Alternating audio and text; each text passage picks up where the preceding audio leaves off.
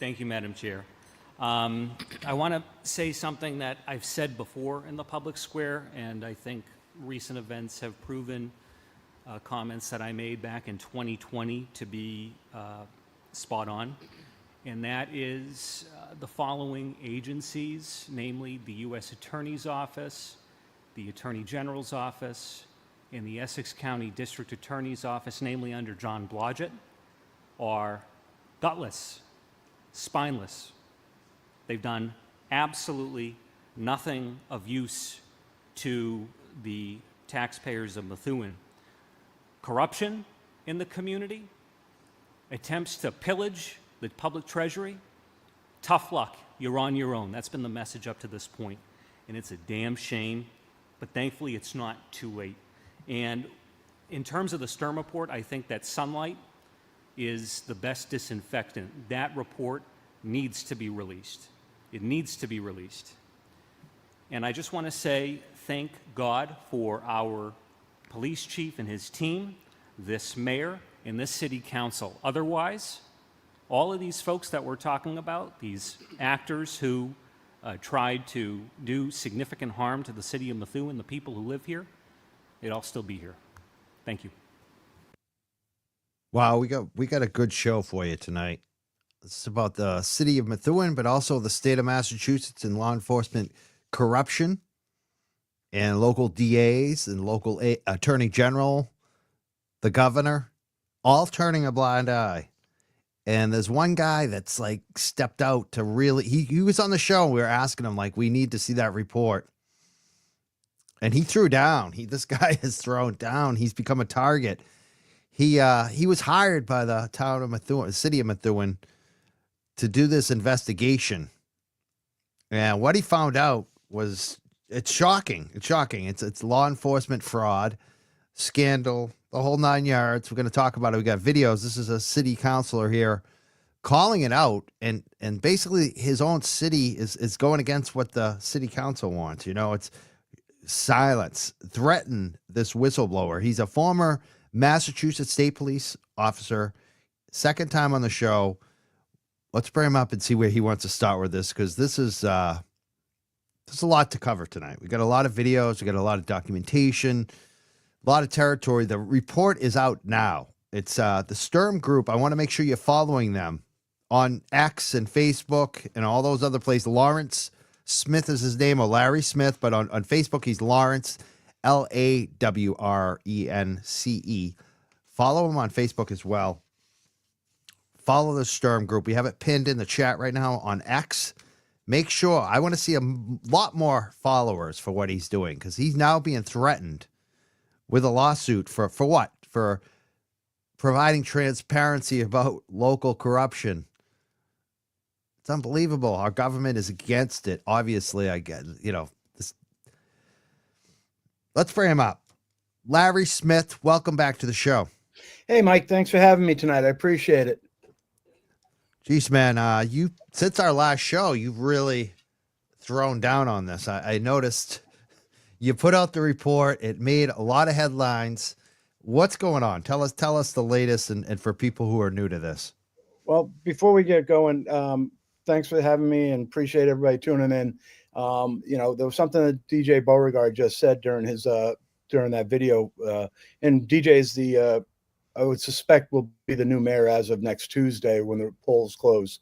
And he did say one thing. He said, the Sturm report needs sunlight. The best antiseptic is sunlight. Well, guess what, folks? You're the sunlight that this report needs. We need to get this out. They've tried to sit on this for almost 2 years now. I'll get more into that stuff as we go.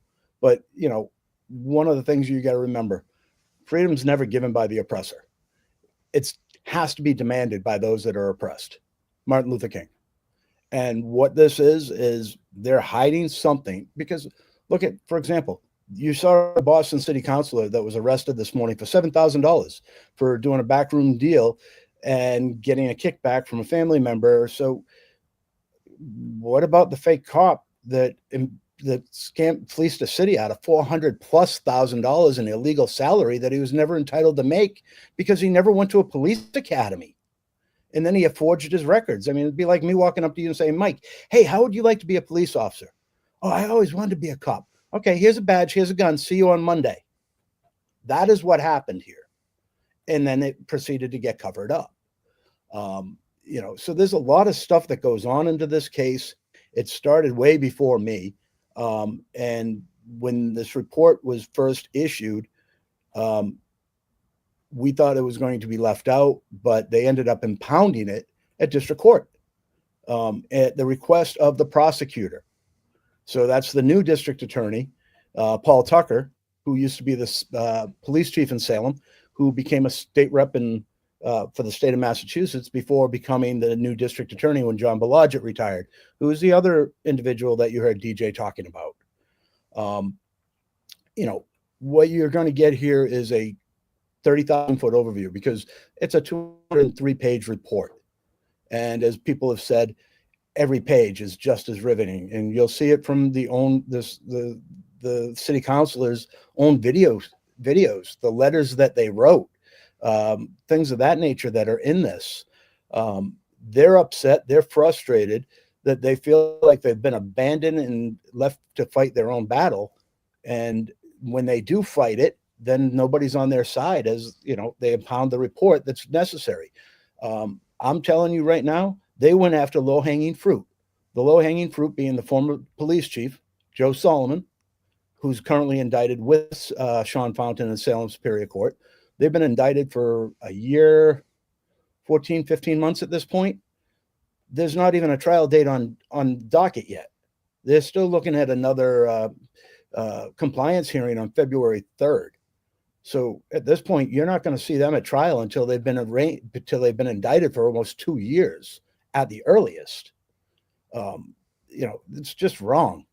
And the whole point is they impounded the report out of the gate. I know for a fact I was on the phone with the chief the day that Sean ended up having to turn himself in, because they were talking, the chief and just DA Tucker were talking. Tucker did not want this report out. It was blatantly obvious he did not want this report out because it's detrimental to a lot of professional politicians by virtue of the fact that they didn't want to do their job. They turned this case down between the Essex County District Attorney and the Attorney General's office. They turned this case down 7 times. 7. The feds didn't want to touch it because they thought they had a viable witness that turned out not to be so viable as we got closer to the end. Memories changed, recall changed, and now the Attorney General and myself have both said Sean Fountain never went to the academy. There are so many things wrong here, and the fact that the MPTC is currently involved or was involved from the very get-go, and there's just so much going on there. But the reason why I'm able to talk about this now is because I was able to legally acquire my own report because I was under a contract. I had a non-disclosure agreement. And so we ended up we walked into court, or I walked into court on the 14th of November and asked for a copy of the report from Lawrence District Court. Well, here's the thing. They made mistakes from the very beginning by virtue of the fact that a case of this magnitude would normally not end up in district court or start at district court. It would be conducted through an investigation through the DA's office or the Attorney General's office. And at that point, they'd use the grand jury process to get a true bill to get these individuals before they would arraign them at Superior Court for the more serious charges. Since the prosecutors didn't want this to happen, Methuen was forced to end up starting the process in the district court. Like if I just stopped you on the side of the road for an OUI, they had to go through that same process that an OUI would have to. So you've now, by virtue of not doing your job, you've set it up that you're going to end up having to have 2 venues, district court and Superior Court. Well, when you have 2 different facilities and 2 different locations, Lawrence and Salem, 2 different ends of the county, the left hand doesn't necessarily know what the right hand's doing. We kind of figured out that the left hand didn't know what the right hand was doing. and we elected to take a drive down to Lawrence and ask for the records. And the reason I was able to get those records was due to the fact that when we walked in there, the docket that was there said the case was dismissed in September Wow. of 2023. They had done additional extensions of the impoundment order from Superior Court and notified District Court that the impoundments were 12/29, for example, expiration on 1/29. Well, the case had already been dismissed there because they were indicted in October of 23. Yet they still impounded the report in District Court, so they were passing those impoundment orders down. Well, when we walked in, the records showed that the case had been dismissed for over a year. The 2 extensions had expired and had been expired for nearly 10 months. So the young lady told me that it was expired. I asked her, can I get a copy? She went back, asked her administrative support staff supervisor, heard her say, yeah, I believe you can. Go ask the clerk of courts. She went back to the clerk of courts, asked the clerk of courts. She came back 5 minutes later, said, I can have the report. Once I acquired that report, it's now a legal public record. It didn't come with any stipulations. It didn't come with any mandates. It was here. It wasn't redacted. It wasn't anything. I have it in my safe. So at that point, it's now a public record. I can do whatever I want with it. And I proceeded to distribute it because they say it was for ongoing continuing investigation. Well, you've had 5 grand juries installed because they serve for 90 days. They can extend out, but they they serve for 90 days. You can extend them out if there's an ongoing investigation. Well, when's the ongoing investigation end? You impounded this report April of 2023. Here we are in December of 24, and the only 2 people that have ever been arrested or charged are the 2 people that are highlighted in that report, not the other people that were at the MPTC or any of the government officials that failed to do their job. Let's talk about the MPTC for people that don't know what it is. What are they and how are they involved in this whole thing? Well, the MPTC is the Municipal Police Training Committee. It used to be the Criminal Justice Training Council. It merged into the MPTC. So the Criminal Justice Training Council became the Municipal Police Training Committee roughly 24 years ago, somewhere in that ballpark. So they're responsible for providing police academy training across the state for the different satellite facilities. So you've got a facility in Boylston, you've got a place down in Randolph, you've got a place in Linfield that is training all these police officers for the 420 something cities, towns, and police departments, various police departments, to become certified police officers and be able to get post-certified. So that's who they are. They're the end all be all for us. They're the ones that establish our training. They're the ones that establish what the legal updates are, how to transmit them, what the training requirements are, what the certification requirements are. They make sure that the federal side of the house, they're the ones that train us to give us the bare bones minimum of what you need to be as a police officer. So your standardized field sobriety training, your 90 hours of firearms training, I believe it's 90 hours.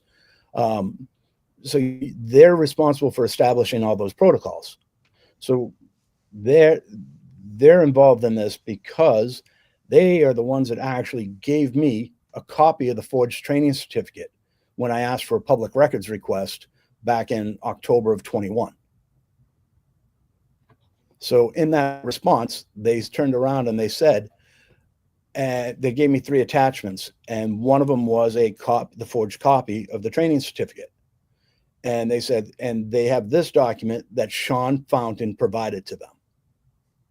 Well, I automatically thought it was kind of odd. Why are you taking a certificate from a police officer that looks like, I mean, it was no question it was a forgery when I looked at it, but why would you ever take that, accept that, when you're the organization that's actually responsible for creating them and handing them out to the people? Wow. You already They have told no record. They have no records. We're relying on the officer.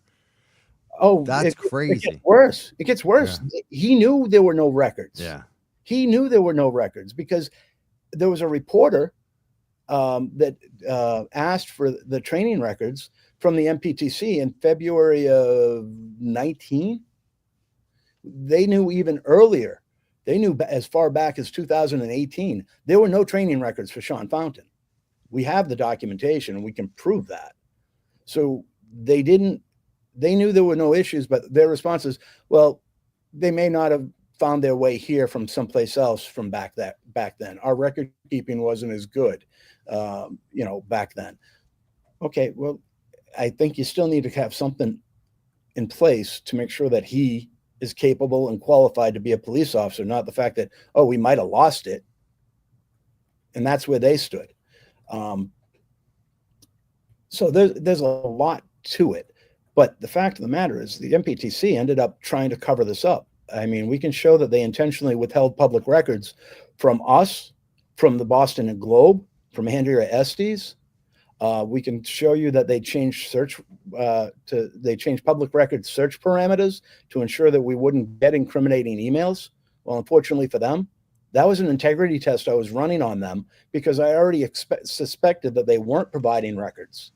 So I had a record that I was able to obtain from the client's server, and it was an incriminating email. So I sent a very tailored public records request to the MPTC, specifically looking for contacts between Joe Solomon and Robert Ferrulo, the executive director, knowing that I should find this email. And the email isn't a question of me having it. It's published in the January 2024 Civil Service Commission. And in it, it basically says from Solomon to Ferrulo, from Ferrulo to Solomon, hey, got concerns about Fountain. We need to talk. I'm on the phone till 11:30. At that point, later that day, they did have a 14-minute phone call. But there's more to that. That goes back to, I mean, how about we walk it through? How long do you want to go here? Because I mean, we can walk this through how that all worked out, how the people were involved. I mean, we should talk about, the first time that the case was turned over. So it's really how much we have time here tonight. Yeah. I mean, because it's kind of like we tell people, it's kind of like drinking out of a fire hose. There's so much information. I know. It's the MPTC too. Like they're not state. It's not the state, right? They're what are they, like a nonprofit? No, they're a state employee. They are a state agency. Wow. Absolutely.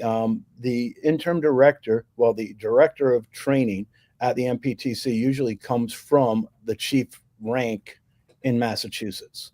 Okay. He was appointed, Bob Ferrulo, the recently former executive director, was appointed by Charlie Baker as the interim director of training.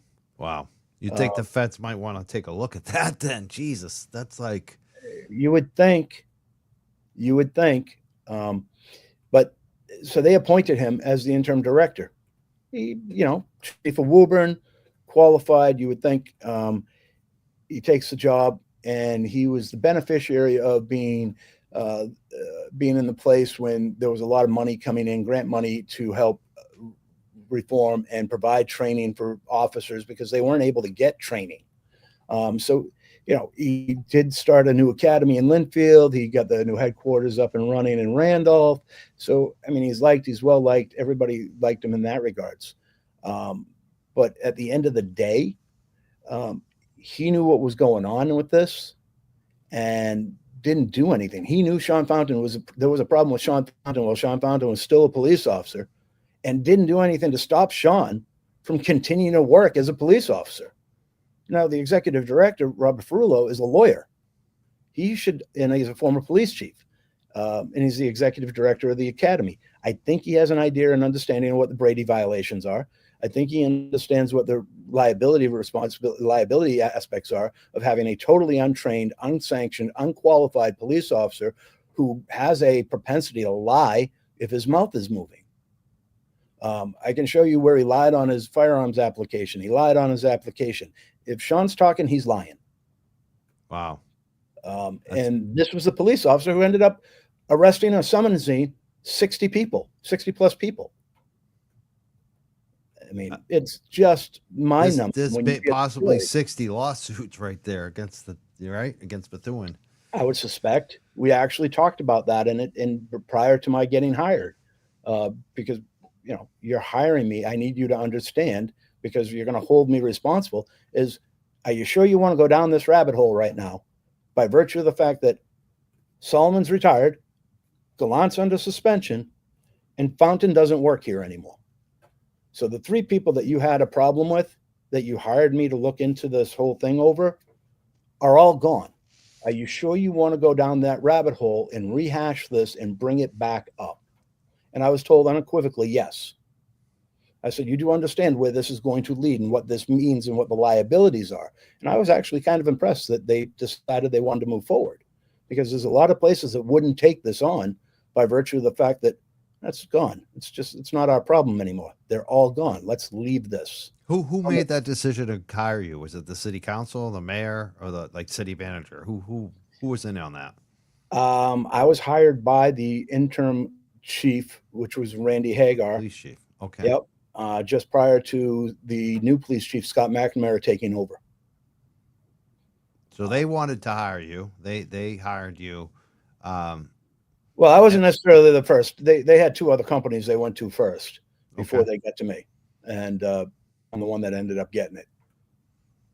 And how does The other the 2 city? turned it down. So once this comes out, the city council sees the report, and we played one video. We got a bunch of videos from all of them speaking on it. They totally were freaking out, right? Yeah. And then what happened? The city tried to actually shut you down? The city was happy with what the report said. I mean, they weren't happy with what it said. They were happy that they actually finally got some results. Somebody that was actually willing to put it on the line and say, hey, this is what I found. Bump, bump, bump, bump. You've had other experiences with that. You've had the inspector general report. You had an audit report that you paid for from an outside agency that led to that helped push Solomon out the door. There's multiple reports out there. Joe Solomon's been the police chief in Methuen since 2003. He was fired in 2008 for weed and seed grant problems on the funding. He ended up getting his job back because one of the parties involved in the weed and seed grant scandal ended up committing suicide down in North Carolina. So that kind of put that whole weed and seed thing to rest, because everybody could now blame the guy that killed himself. So there was no way to build a pin it on anybody else that was involved. So Solomon ended up getting his time back, getting his job back. He ended up, and when he came back, it was different from what I understand. It was a lot more hostile, if you will. If you were on Team Joe, if you were on Team Solomon, you could do anything. If you weren't on Team Solomon, life was going to be hell on earth. Way it goes when sounds like what Betterow says. This is Chinatown, it's just like the way it is. How many police officers, like you talked about the Sean Fountain, do you think there are a lot more police officers like him that haven't actually done the certifications that they're supposed to do? I don't know, because I can't tell you that, because there's forgeries that were in the system at the MPTC. So I have no idea how many other forgeries, if any, are there. And they don't know, because they haven't checked them all. This is one of the reasons they probably don't want the report out, is because of the recommendations at the end of the report that tell you how to deal with it. And now you're getting threatened too, right? By the city. It's correct to say this. It's the city of Methuen, right? They have a mayor. Yeah, it's a city. Yeah. City of Yep. Methuen. Yes, I do. Are they threatening to sue you? I heard. Yes, they are. I got on November 14th, I walked into court. I was able to acquire the copy of my report from the court legally through an error that the state made. So there's a little thing called the estoppel principle, which basically says that if a government agency responsible for securing and collecting and holding on to confidential documents, secure documents, impounded documents, sealed documents, and they accidentally distribute them or intentionally distribute them, they therefore become a public record. And the person that received them, as long as they didn't do anything nefarious to encourage that, distribution of those records can't be held accountable or responsible. I walked into court, never identified myself, asked for a copy of the records, and walked out of court. I didn't do anything illegal. I didn't use my former position to help me. I didn't tell them that I was the author of the report or anything else. I simply walked in hoping that I would be able to get the record, and ended up finding out that the left hand didn't tell the right hand what was going on. I didn't find out that the impoundment order had been extended at Superior Court until after I responded to the email from the city solicitor from Methuen, who basically told me to prepare to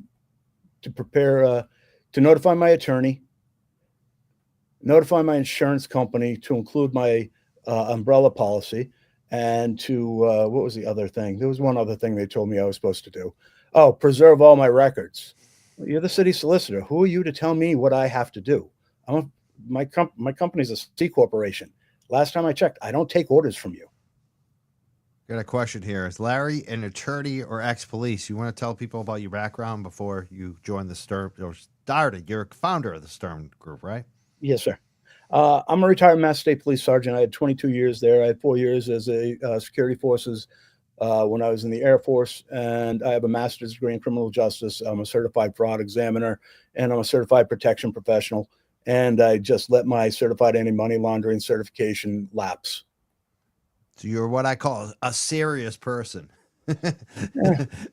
You have fun, but you're serious. I mean, you're very serious about this. You're taking a lot on. I mean, you basically exposed a huge fraud. You got people in trouble. They got indicted, and it looks like, I don't know what's going on with these people. Are they going to be jailed? I have no idea because there's no trial date scheduled. It's been slow rolled. I mean, you're talking about 15 months for indictment, 16 months since indictment, whatever it is, and nobody's going to trial. Nobody's doing anything.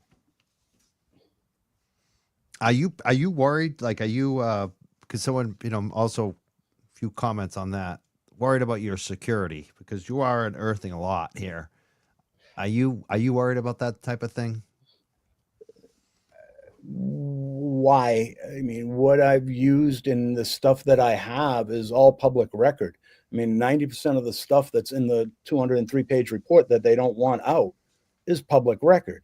If you know where to look, you know what to look for, how to get this, it is what it is. So you make the connections. Trust me, I thought this was going to be a quick $10,000, $12,000 type of investigation into a fraudulent document, a one-time thing of an individual. I had no clue, concept, or idea that this was going to lead to becoming to the MPTC, to the district attorney's office, to the attorney general's office, and all of them wanting to refuse to do their jobs. I mean, the reason the report was written in the tone and the manner that it is, and I can write reports two ways. It's just like there's two ways to tell a different story.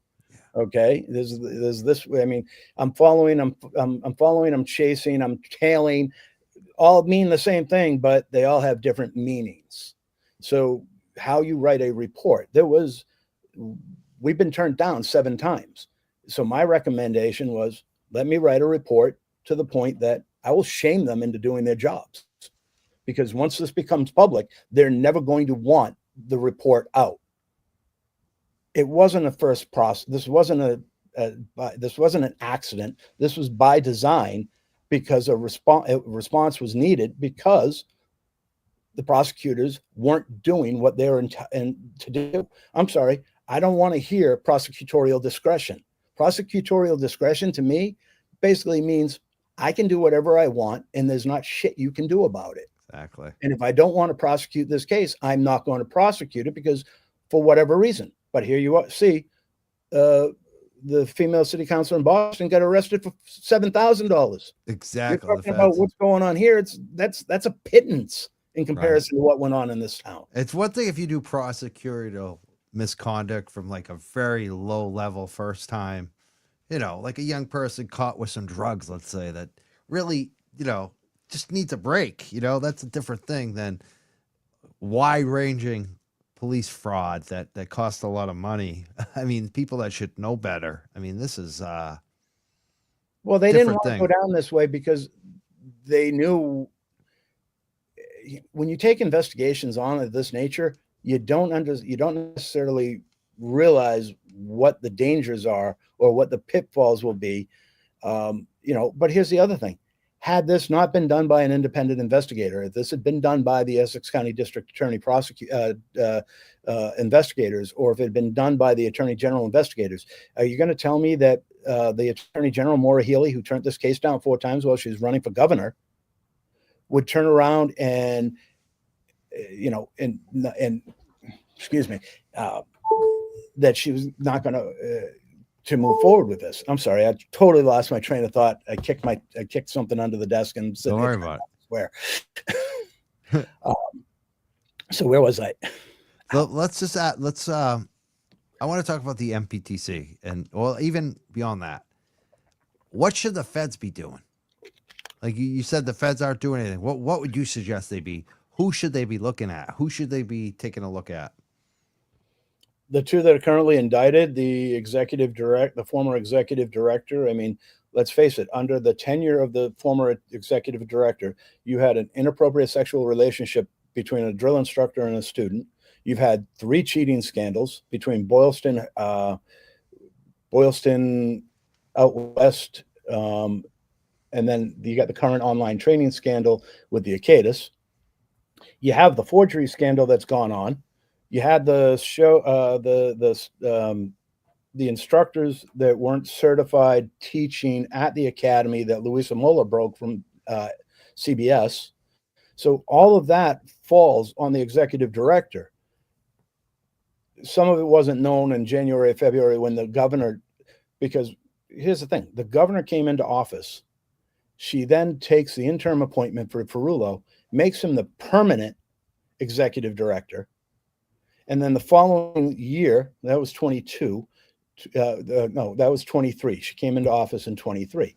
In 24, early 24, she was arguing, pushing, helping for House Bill, I forget the number, but there was a House bill that wanted to pay the executive director of the MPTC his full MPT salary while allowing him to collect his full city chiefs of police pension and his city council pension, salary that he collects for being on the MPTC. I mean, for being on the city council in Woburn. Ironically, the gentleman that sponsored that bill is the individual that held the city council presidency in Woburn, who then became a state rep.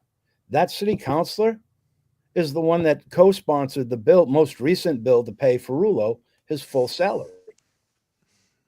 They're all buddies. You can't get away from this stuff. And now that Ferrullo left, you know where he's working now, Mike? You're going to love this one. No, where? So you had the Attorney General's office. You had 3 cheating scandals. You had the instructor scandal. You had the inappropriate sexual relationship, the forgery. And now he's working as the interim director of training for the Essex County Sheriff's Department. Oh, my God. Making $53,040 a year. And it's on. Is that a separate pension? Is that a new pension he'll be working on? I have no idea. Yeah. But Jesus. He just left there. You knew what he was about, Governor. And you didn't do anything. In Essex County. You made him a permanent position. Then you tried to get him paid. And in the meantime, instead of having him indicted, which you should have, on Essex County payroll. Unbelievable. I think he should have been indicted for what he knew and what he did. He did nothing. He knew and he did nothing. His own words and his own emails. And they intentionally withheld the information from the Boston Globe, from us. I mean, come on. At what point in time, I'm not going away. I'm not afraid of you. If you sue me, I can't stop you from suing me. I hope you don't. But if you do, I'll deal with it when it comes. If you do, we'll be raising money for you. Yeah, legal defense. I tell you that right now. I hope the city knows that. The public will support you, definitely, Larry. I appreciate that, Mike, but really, I hope it doesn't come to that. I hope it doesn't either. But let's hope maybe that will discourage them, knowing that so many people support you. And I would add, too, like, if any other YouTubers or podcasters are watching and into this, you want to do interviews with everybody, right? I want this out because I'm tired of it being held down. I've been accused of doing this because I'm trying to self-profit from this. I haven't made a penny from my company. I put everything back into my company. So there's no profit for me. I'm doing this because I actually wanted to become a trooper since I was about 8 years old. I want to bring the job back to the nobility it had. I want people to respect it for what it was. I don't want to be the person. I want the same rights that you have. You're guilty. You're innocent until you're proven guilty. Right now, law enforcement isn't innocent until they're proven guilty. They're guilty until they can prove themselves innocent. And management's not helping them. These are the same people that would throw us in jail if we screwed up half as much as they did. So this is why I'm standing up on this. This is why I'm aggravated.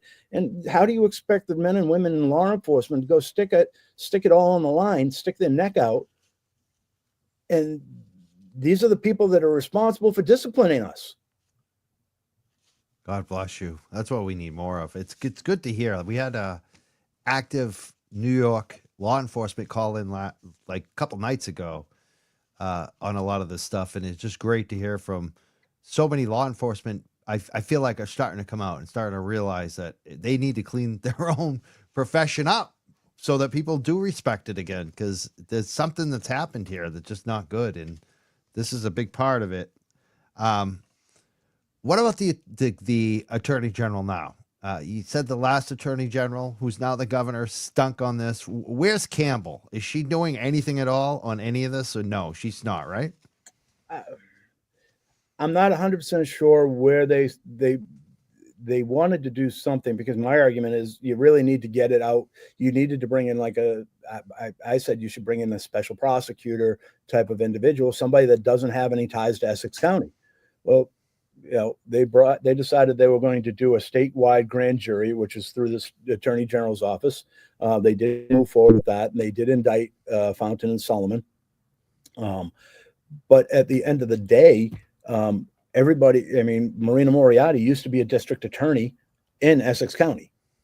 So we have that issue. And then you have, the other guy, he actually works at the Essex District Attorney's office.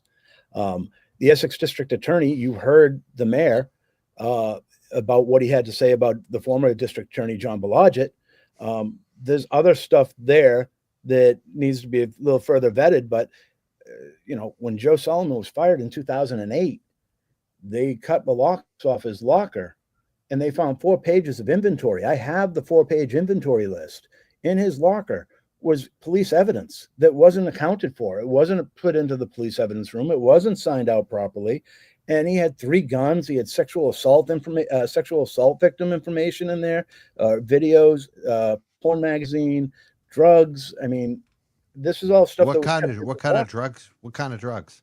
I don't recall off the top of my head. I'd have to go back. I mean, there's just, Mike, you're talking about. Why would a cop have that kind of stuff, like the guns and the drugs? I mean, is it for use or sales, or what do you think? I mean, what? Nobody has any idea or clue or concept. I can speculate, and it's pure speculation, but I can't tell you definitively why he had it.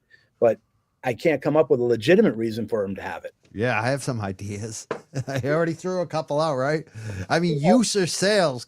I mean, if it was me and I had 3 illegal guns and a bunch of drugs in my house that were illegal, and I got caught with them, or in my locker or wherever, right? Yeah. They would be all over me, right? What about this? What about Joe Solomon worked off favors? I'm not saying that this happened, but you're asking me why and how and this and that. So you're telling me Joe works off of favors. So why wouldn't anybody think for a second that if you walked into a police evidence room that may not have the proper protocols in place, may not have the right cameras, may not have the logs that log people in and out, may not have 2-factor authentications on the locks.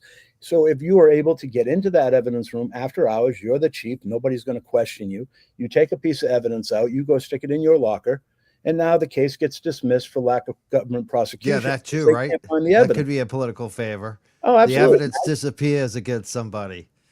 Absolutely. Now you grab it after the trial's over, you go put it back in the evidence room someplace that it's not supposed to be. And then when it gets found during an audit, well, guess what? Just looks like it was accidentally misplaced. Yeah, it was wasn't just it? lost. We have so much evidence. It just, yeah, it's easy to make things disappear and reappear when you want them to. Oh, absolutely. And when you have absolute power, absolute power absolutely corrupts. And Joe had absolute power. I mean, when he did this whole thing, they went through a 270-day waiver requirement, which allows chief to submit a temporary waiver request to get a part-time police officer to work full-time for up to 270 days. The whole concept is to get them a little bit of more experience and to get them some field time, as well as to help the city or town out in time of need. But the whole point is they're going to a full-time police academy at some point in time during that 270-day waiver. If they don't, at the end of the 270 days, it's supposed to just end. They submitted Sean for a 270-day waiver. This is why they had that email that talked about, hey, we have a problem with Fountain. We need to talk. It was because they wanted to talk about the application that was submitted. And then I asked for it for over a year. They turned around, they said it got withdrawn. I said, withdrawn by who? And they couldn't tell me. There's only two people that should be able to withdraw an application like that. That would be the appointing authority. In this case, the appointing authority would have been the recently deceased Mayor Perry. He had no clue or concept that this happened. And then the other individual would be the individual that submitted the application. So Sean Fountain in this case.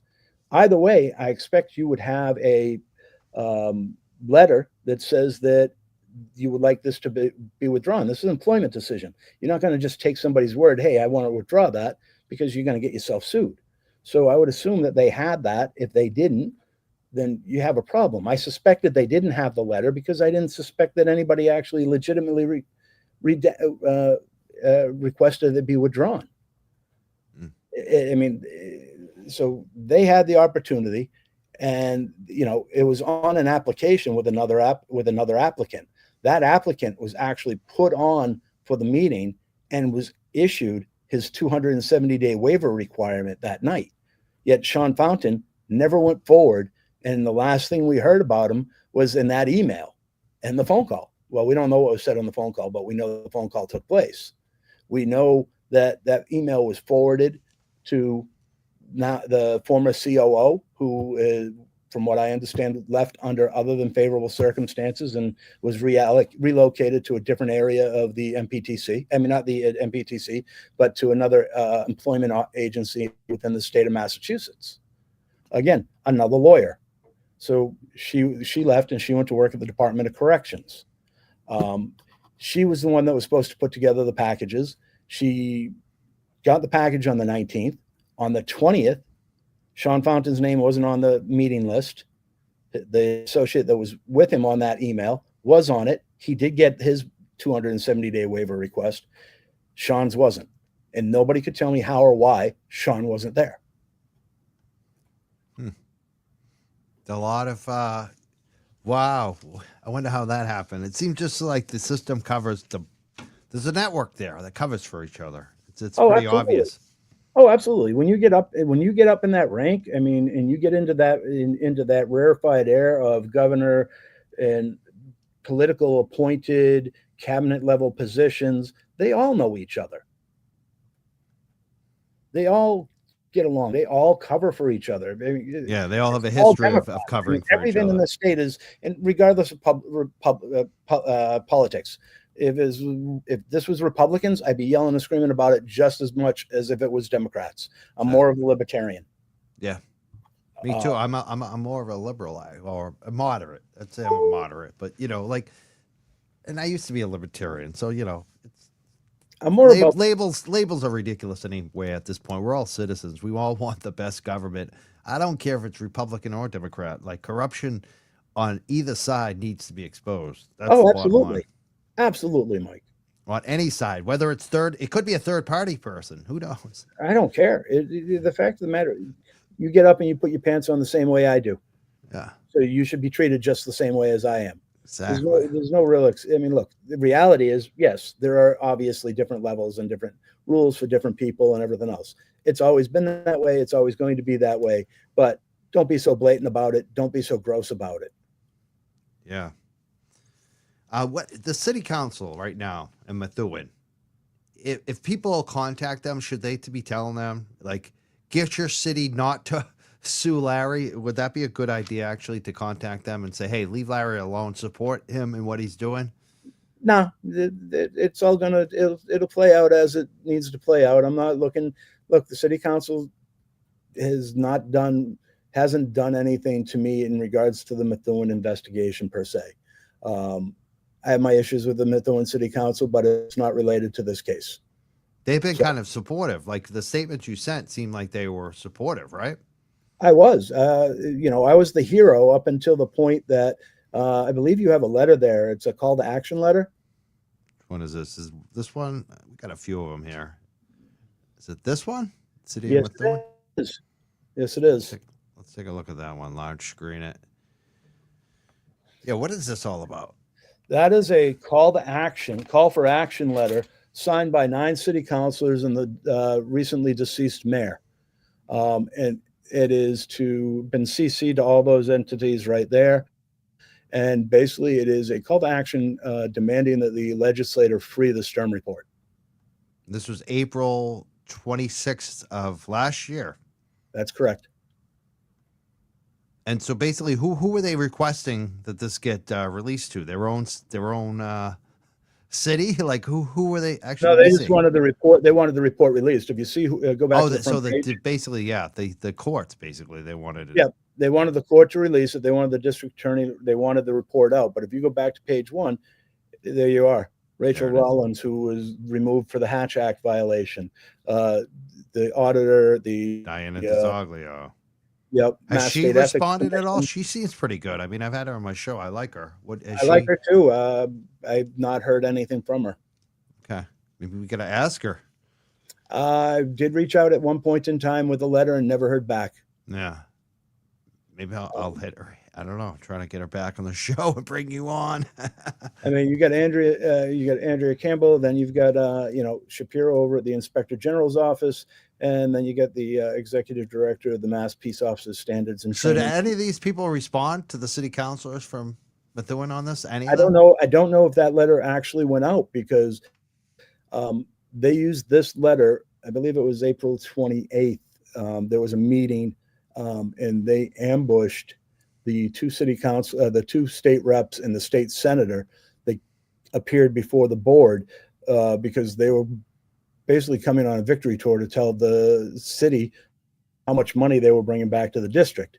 And if you go back in and you watch the hearing that night, you're going to see them actually getting ambushed because all they want to talk about is this letter and talk about getting them to sign on to this letter. And when you watch the video, you can see the 2 state reps and the state senator getting pissed. And ironically, one of them is currently under investigation for fraud by the federal government. Is that Tran? Who is that? I don't know which one it was because I'm still trying to figure out which one was which from the video because I don't know the names of them. I mean, I knew the names, but I don't know. Nobody's ever told me which one was which. So okay. It's not the one that's in Lawrence. All right. Wow. So, I mean, the thing is too, you sent me endless, like I said, you got documents and videos and you just sent me everything. You have everything documented. There's more documents than, that's nothing too for you, right? There's over 5,000 files. Yeah. You only sent me like a few actually, but there's a lot. Like I could be here providing all kinds of PDFs. You sent me like, I don't know, probably 6 or 7 PDFs, like 6 or 7 videos, like, well, I mean, what do you want to look at? Is there anything that you think we should be bringing up out of what you sent me? Because I did download a lot of it, almost all of it, I believe. Why don't you dial up Steve Saber's video? Yeah, let's do that right now. Video file. Yeah, I just downloaded this one. I didn't get it the first try. I went back and I did my homework and I made sure I got it, and here it is. Thank you. And Chief, thank you for that. And I know you're very limited, which is kind of frustrating. Chief or CAFO, how much did we spend on that report? How much did the taxpayers spend on that? I don't have the number off the top of my head. About 40 grand, 50. Okay, so the point is the city, because in my opinion, we've had very little help from the investigative and law enforcement agencies to date. The only agency that really has come to the side of the city was the Inspector General, who came out with 2 detailed reports highlighting the craziness that happened. And I will say, without getting into any specifics, when you read those reports, and I've lived through this since it became public in 2018, every paragraph was shocking, every single paragraph. I just like another minute. I'll give you a 30-second wrap-up. So my concern here is that we're being asked again, or told now, to not talk about anything while these agencies go out and do their job. And we've had a history of these agencies, and I'll say it, in my opinion, burying this issue at the detriment of the very people that these agencies swore to protect and defend, the taxpayers. Okay, and again, we're here stifled, and we're not allowed to talk about it, but my patience for this is running very, very thin, because we've had 2 IG reports, we've had a civil service report, we've had an arbitrator report, and one that the report that dwarfs everything is this Sturm report. And thank God for the police department and for this police chief for digging in and not stopping. But I will tell you, we need action, okay? I know that we have time is running out on certain potential charges, and I, for one, am not saying anything right now. Wait until after this is over, when I'll just let everything out, because this is so frustrating to the taxpayers. So I'm hoping that the AG, who since 2018, we've had hundreds of emails, phone calls, and letters to the AG, to the district attorney's office, to ethics, and they have done absolutely nothing for this community. So I just want to let it known, you know what, there's a lot out there, we need to do a lot more, and we're being told we can't talk about it. So I won't talk about it. Thank you. That's so frustrating. Everyone knows there's an issue. They're told not to talk about it. Everyone's passing the buck, covering it up. Well, you heard him say there was 2 IG reports. There's been other reports. It just keeps getting brushed over. It's politics. It's people taking care of people. Look, it's always about money, and money and power is what it comes down to. But at the end of the day, I came out for this because the gentleman sitting next to Mr. Saber is the one that accused me of wanting to do this for self-promotion. Now, my big thing is, I would have liked to have thought the last bastion of integrity would have ended at the academy. How are you supposed to teach us to, you're supposed to instill integrity, honor, ethics, morals, things of that nature into these officers, because we're held to a higher standard. We're supposed to be held to a higher standard because we know better. We know better by meaning we know we shouldn't drink and drive, because that's what we lock people up for. I'm not saying we're perfect. Everybody's got their issues, not judging that. But what I'm getting at is they don't want to do the right thing. And how can you instill those values if the executive leadership at the academy isn't exercising the ethics, the morals, the integrity that's supposed to be there? You're covering this scandal up when you're supposed to be teaching us not to do that. It's unreal. It's a double standard. And again, these are the same people that will bury us if we were to do something half as stupid as what they did. Yep. If we're not in the club, that's what it is. It's basically a club. It's not a club I want to be in. Pay to play. Exactly. I don't want to be in a world like that. That's like, I mean, Mike, we could go on. You've got other videos. We've got the letter. what do you want to look at now? We got them all. Let's see. Why don't you pop up one of the other? Pop up one of the letters to the editor. We can talk about the press that's been fired. Oh, I think I already have that right up. I don't even have to pull it. Here it is. So this letter that what's this one about? This one's about Estes, maybe? Yep, Is that that letter right there is the letter that was written by the gentleman that was just speaking. Andrea Estes was fired. She broke the story on April 6th, 2023. And shortly thereafter, I believe it was May 4th, she was fired from the Boston Globe. They fired her? I didn't even realize that. She was like a really good reporter. She broke a lot of shit, even She's beyond this story too. Oh, absolutely. And she's the one that had the public records withheld from her. She was onto this before. She found out that they were withholding records from her from our investigation. So Did we you have, learned that they withheld it. have you And talked to her about this? Like, is this why she got fired? I can't say definitively that's why she got fired, because what they did is they hung it on her for an article that she wrote a couple weeks later, which said that a couple of the MBTA people lived further away than they did, or something to that effect. And in doing so, the Globe ended up terminating her. Well, I knew the former vice president of the Globe unit, and I called him up and I said, "Hey, you here?" He's like, "I did." I said, "What do you think?" He's like, "We're still trying to figure it out." I said, "Why?" He's like, "They don't fire people of her ilk and caliber for what they're accusing her of doing. We don't." He's like, "I sat on that board for 7 years, and every disciplinary hearing we've never fired anybody for that." I said, Yeah, that "Okay." seems like a kind of a trivial mistake, you know? Like, Oh, all right. it's a below the fold page 7 retraction. Yeah. Maybe a day on the beach. I or don't think they 3 days on fire the beach. anyone unless it's a huge scandal. Like, that's when they fire people. You know what I mean? Yeah, and she ended up getting fired. And obviously, for whatever reason, she ended up appealing it, and she got her job back with back pay. I don't know if she'll ever go back to the Globe, but she's down with the Plymouth Independent now, I believe, in the South Shore somewhere. Good for her. I So would have to talk to her. I'm sure she's exposing stuff down there. I'm sure she is. Yeah.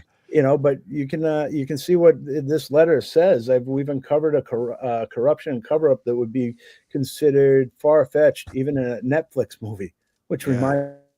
remind me to tell you about the Netflix comment. The state and federal agencies who have sworn to protect the taxpayers refused to act, and in fact covered up the fraudulent actions, despite the hundreds of pleas from residents. This is a letter to the editors of the Boston Globe calling them out for firing Estes. And this is by Steve Saber, the Methuen City Councilor you just heard. There's another city councilor who's now the city council chair for Retra. He wrote this one. So they're both writing letters to the Globe. Globe calling them out for firing Estes. And did they ever get a response from the Globe as far I as don't you know know? I don't know if they sent those letters or not. Okay. Because they might have been scared off, right? Maybe. How did you get these letters then if they weren't sent? How did you do FOIA requests? How did you get them? FOIA requests are sent. I forget.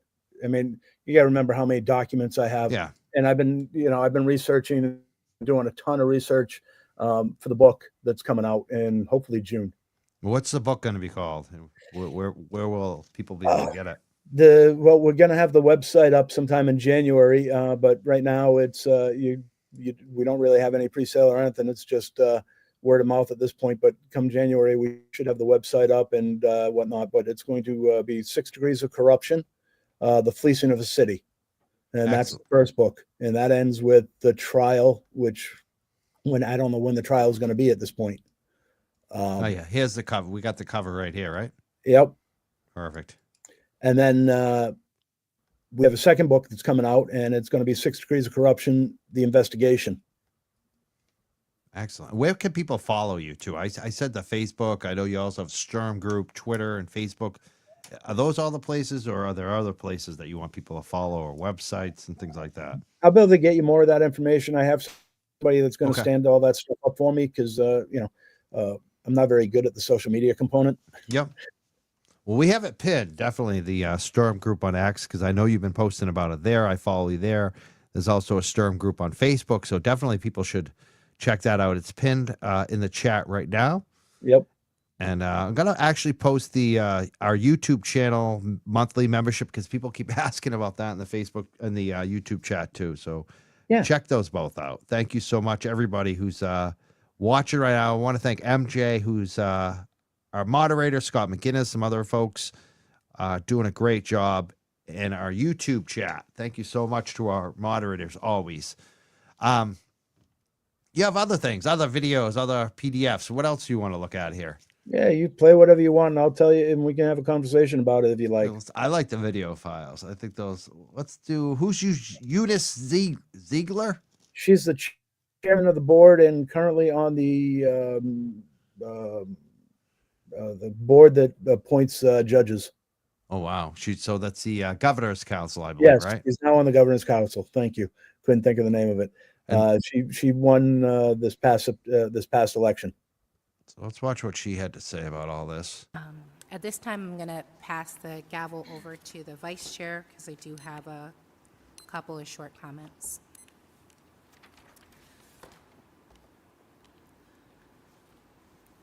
So this has been a dark cloud over our council for the last 6 years. And I agree with what has been said by many of my fellow councilors in that at every turn, we've had people shutting doors at every level of government on investigations that we've tried to launch, on truth that we've tried to expose, even now that the city has invested. CAFO, do you have the number? The city has invested $60,000 in an investigation to have a report that is over 200 pages long, and we can't discuss it openly because a magistrate decided that we can't do that because there's too much truth included in it, which is unfortunate. And so we're at this point where there's actions that need to be taken and our hands are tied, but we need help. We need help in order for us to get the justice that our citizens deserve, and the way that we can do that is together. So it's been mentioned before for us to call. Yes, we need to call. There are over 53,000 residents in the city of Methuen. If a handful of us call every single day, every single department, the IG's office, the AG's office, the auditor's office, AG's office, the district attorney's office, call, write letters, put letters to the editors out there. Make sure to make your voices heard continuously, so that they don't drown us out, because that's what they're trying to do, is drown us out. They're trying to weaken us. They're trying to make us tired so we don't seek the justice that we deserve. But I'm calling on our community members to stand up with us. If you need the numbers, I'm sure you can get the numbers. You can get the emails. You can get the addresses from any one of us counselors. We will make calls with you. We will write letters with you, whatever we need to do. But this is a time where we have some momentum. In order to keep the momentum going, we're going to need your help. So I'm calling on you all, every single person that's here in this room, every person that's watching, even if you're not watching, call a friend, call a family member that lives in town. We need this to stop, and we need to get some justice. Thank you. Excellent. That was people were asking. That was a Methuen City Councilor, Eunice Ziegler. She's now on the governor's council. Is she still a city council as well, or is she not doing that anymore? Nope. No. She's done there. I believe they have three 2-year term limits, so she was termed out. She did a good job in that speech explaining what was going on. She was a very good chair. She kept control of the chamber, and she's very polite and everything else. And she did a really good job. It sounds like I'm happy that she's on the governor's council. I think we need more people that have a brain up there. Common sense. Yeah. Well, we got some more videos. You posted up, ask whatever questions. If I can answer them, I'll answer them. There's still some stuff that I can't answer because there's still some documents that I did acquire from the client. What about this one? Vice Chair Fenetra? Ferretra. Yep. He's currently the city council chair now. Vice Chair. Thank you. And Are these all from the same? Yeah, this one's April 18th, 2023. Yeah, Are they all from the same meeting here? Yeah, this is 12 days after the report came out and Sean Fountain was arraigned. Wow. So they all were all fired up when it happened, and now it's kind of died off. Now the cover-ups happened, more likely. Yeah, I would suspect after they ambushed. I mean, I have no proof, but I mean, you ambushed the two state reps and the state senator. Uh, you know, everybody's kind of in agreement that I've talked to knows what's going on. They went back to the house, talked to their respective leadership, and somebody called down to Methuen and basically told them to heal, and they did. Cover up ever since. Let's watch what he. And I'm going to kind of piggyback off my fellow counselor because he left out one report. You know, we also had one report done internally by the captain that the chief mentioned. In all, the only department that actually acted is the Methuen Police Department. We've went through 2 different district attorneys in Essex County, 2 different attorney generals in this state.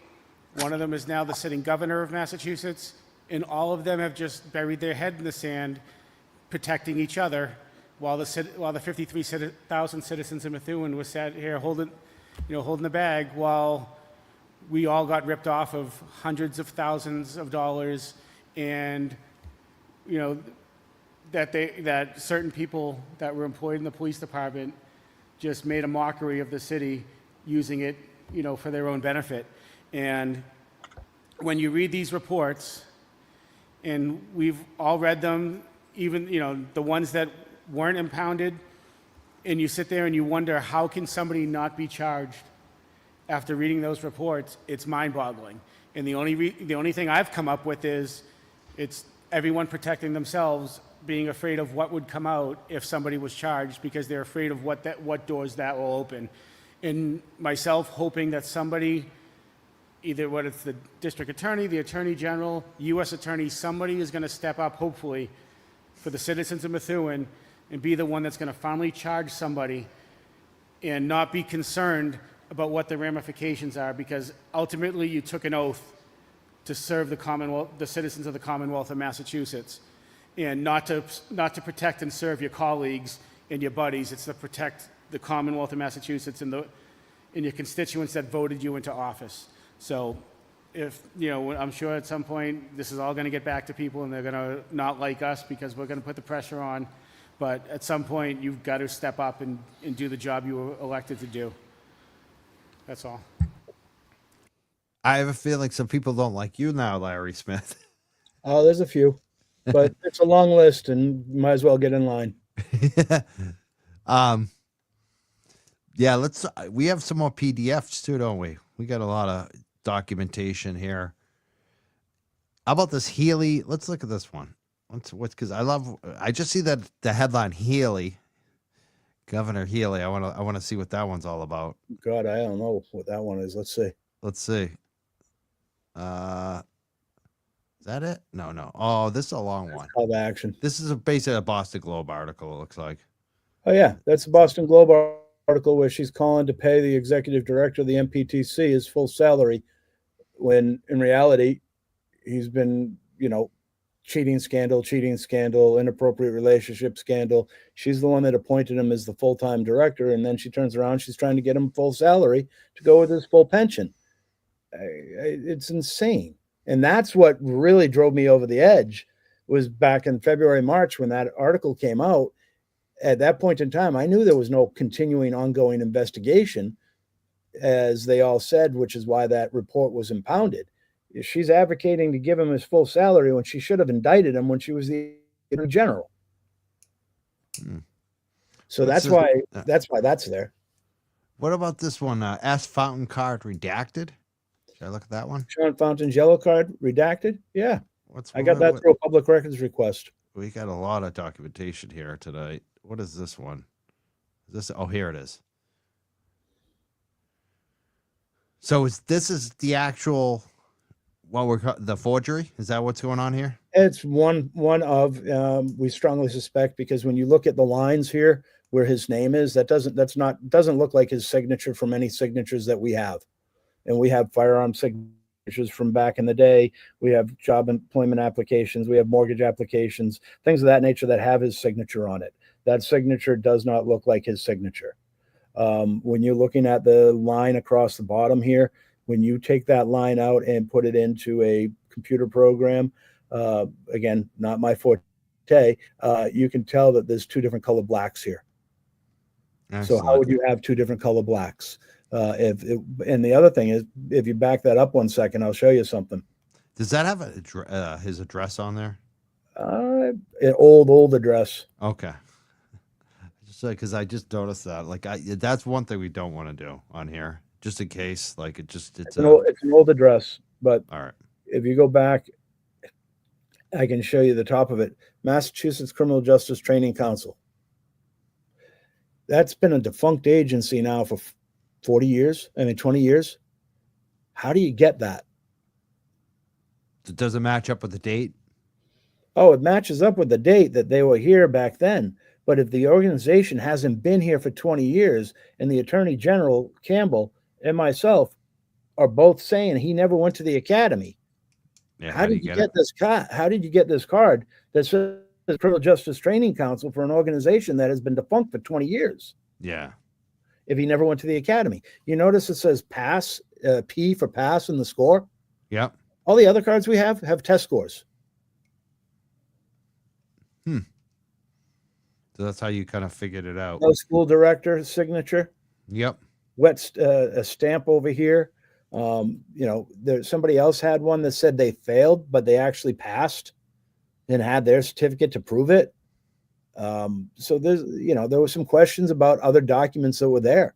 And they still need to, every police officer certification in the state, failing to address these issues, and leaving the individual that was in charge, that was responsible with this, and failing to make notifications, not doing anything about it, and was definitely knew about this, and we can show that he knew about it from the different emails, and he chose to do nothing. You allowed an individual that had no qualifications to be a police officer in any way, shape, manner, or form to be a police officer. There was no psychological test done. There was no background check done.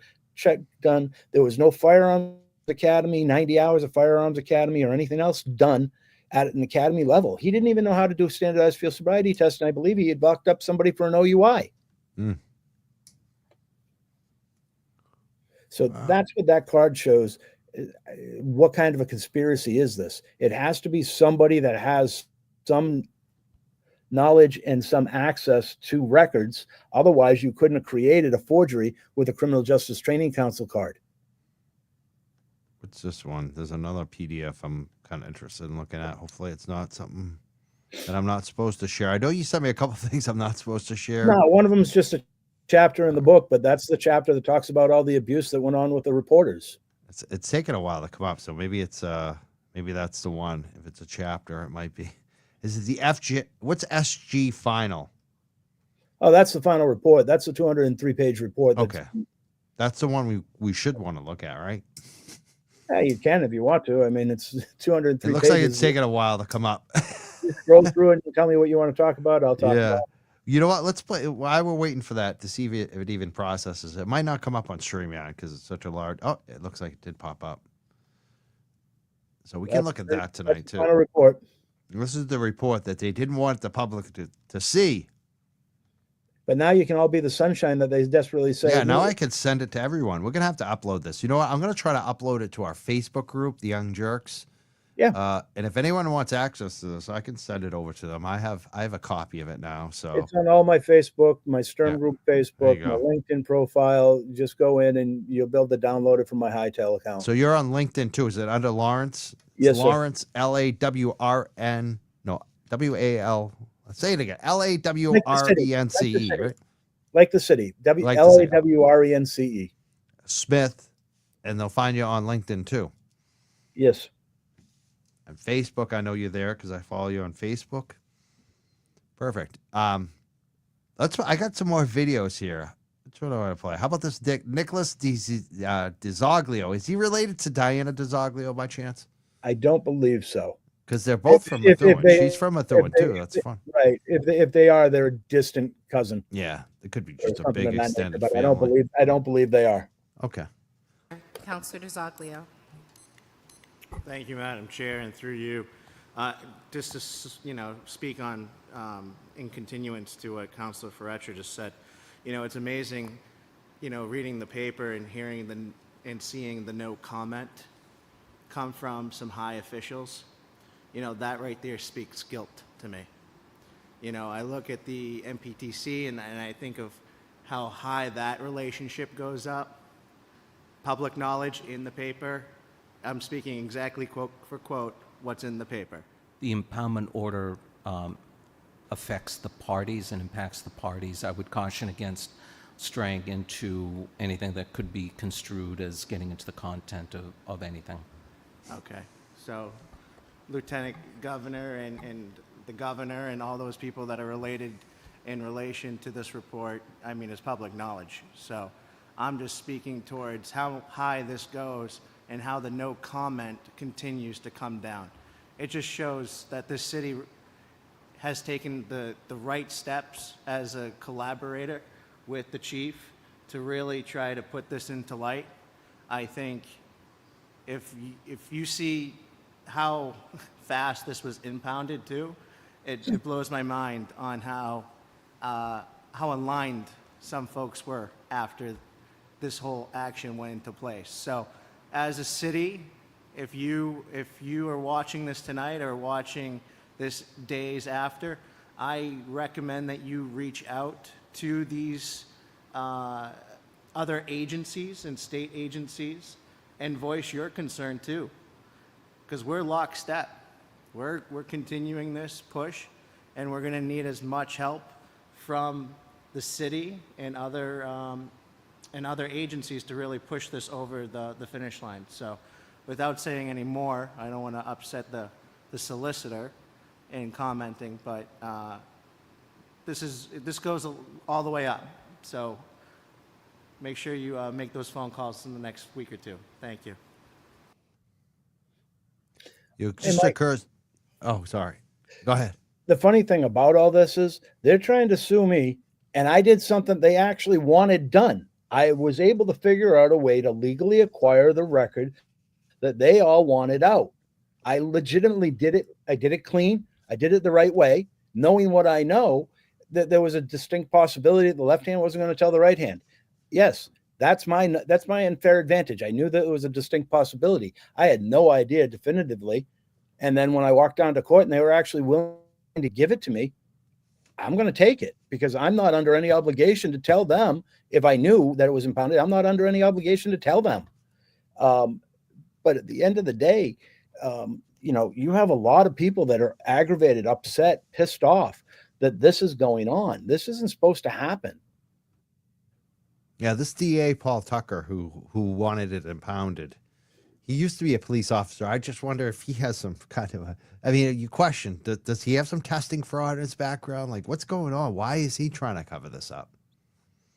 He was actually the co-sponsor of the very first House bill with Representative Haggerty, who used to be the city council president in Woburn, who is now sitting, whose seat is now filled by Ferrullo, who's the former MPTC executive director.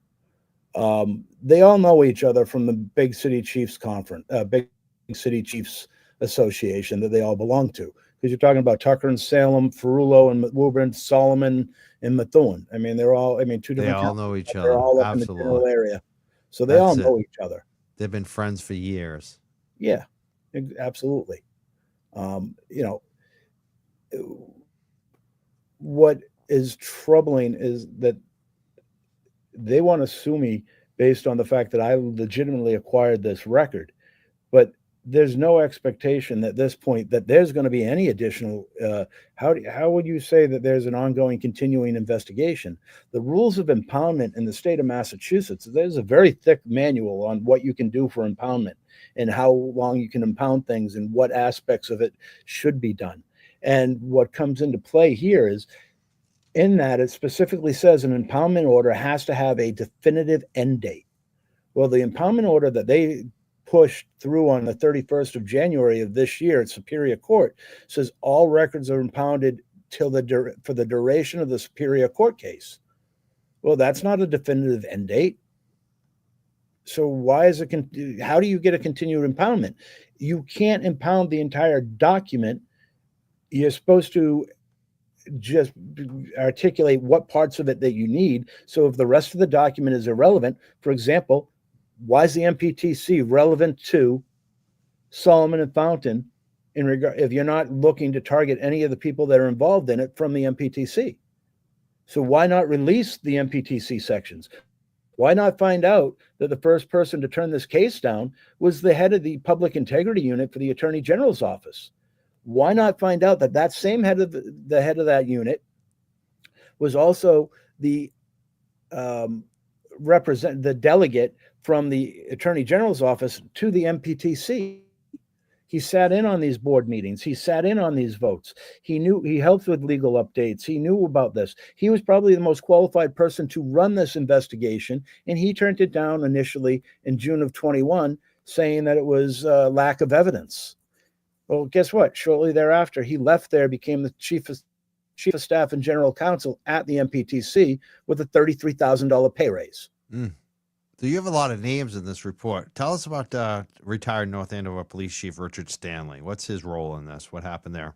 There was a forged document that was created, and it was intended to make it look as if Chief Stanley had sponsored Sean Fountain to go to the MPTC Academy. So Chief Stanley definitively said after reviewing the document that it wasn't his, and we had no reason to believe it was his. It was that poor of a copy. There was no letterhead. There was no signature. There was no date. But it was in the file folder indicating that. Wow. So what if this report is long? Like, are there certain things that people should be looking for in here I specifically? mean, you can scroll through some of the. I mean, you can read some of the people who's who, but I mean, it really doesn't start to get better until. I mean, you can see what the charges are, relevant laws, things of that nature. It explains some of the other stuff, the academies, but it usually starts getting better around the for readers of this. I would say probably around page 65, 70. Let's jump up to it. Yeah. Oh, I thought I had it. There's a lot. I love this. How big this document is. My StreamYard can't even handle it. I didn't like writing it. I know. I bet. How long did it take you to come up, like, to write this thing? It was one of those things you write, you continually do. You don't sit down and start from scratch. Yeah. You were probably adding to it the whole time, right? Yes. Yeah, it takes so long to jump forward in this. I've never had a document this big on StreamYard. Oh, go back to the preferential treatment. Back up a couple pages. There we go. I mean, and this is one of the things. All the records for Fountain, I mean, the level of preferential treatment and favoritism that he was subjected to is obscene. I mean, they gave him his own special field training program. Basically, show up and go ride with this guy, and even the director of training for the Methuen Police Department refused to sign off on his training issue. Yeah, you're gonna have a problem with it because it's just so long. But the executive I'm gonna director. hold you up one second, Larry. It could be me or it could be you. I'm not touching anything. Yeah, let me just check. Who's breaking up? Is it me or Larry here from the chat? They'll tell us what's going on. Is everything okay? Well, why don't we have you talk a little more and see? I bore them all to death. Yeah. No, I think it was just the video was breaking up. Sometimes we have internet problems. Neither. They say it's fine. It must be my end then. It must be my reception on what you're saying or the stream. They said everything's great. Okay. I think it's my end, actually. So perfect. You keep talking. You were doing great. I shouldn't have interrupted you. The preferential treatment, I don't even know where I was going with it at that point. I'm sorry. Now I feel like I screwed up here. But I was worried you getting broken up, but I don't think you were at all. Sometimes it's just my relaying on this. It can... On the stream, yeah. You're talking about preferential treatment. yeah, you get hired without having to have a psychological exam. You get hired without doing a PT test. You get hired without having a background check done. I mean, you get hired without verifying the academy records. I mean, let's look at this for a second. Think about this for a second. You went to an academy in 1995. Okay? 1995. And here we are 21 years later, and somebody's coming up to you and offering you a job, and you've never worked a day of your life as a police officer. I can tell you this, it doesn't happen. It doesn't happen. I mean, very, very seldom does anybody get to go to an academy in the state of Massachusetts and not have employment. And especially now, they can't find anybody to take this job now. I mean, you're looking at 7,000 people that took the last test. When I took the test in 92, there was 36,000 people that showed up to take the state police test only back then. And now you're getting 7,000 people to take the police entrance exam that covers the state police, the MPTA, the municipal police departments, and the fish cops. Sorry, guys, the environmental cops. Yeah. Environmental cops. So that's what that's covering. So What are they going to do when they don't have enough applicants anymore? God, let's hope we don't find out. Yeah. Seriously, Mike, you don't want that to find out. You don't want to find out. I imagine that the quality of the candidates isn't as good either, when there's less of them. That's a safe bet to make. Just by numbers. I mean, look, we go through 200, we hire 200, 225 to get 175 out of the class.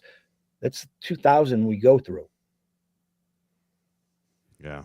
So the background checks, the psychological checks, the physical agility test, they're literally letting people fail the physical agility and come back and take it again. You failed the physical agility back through, you were done.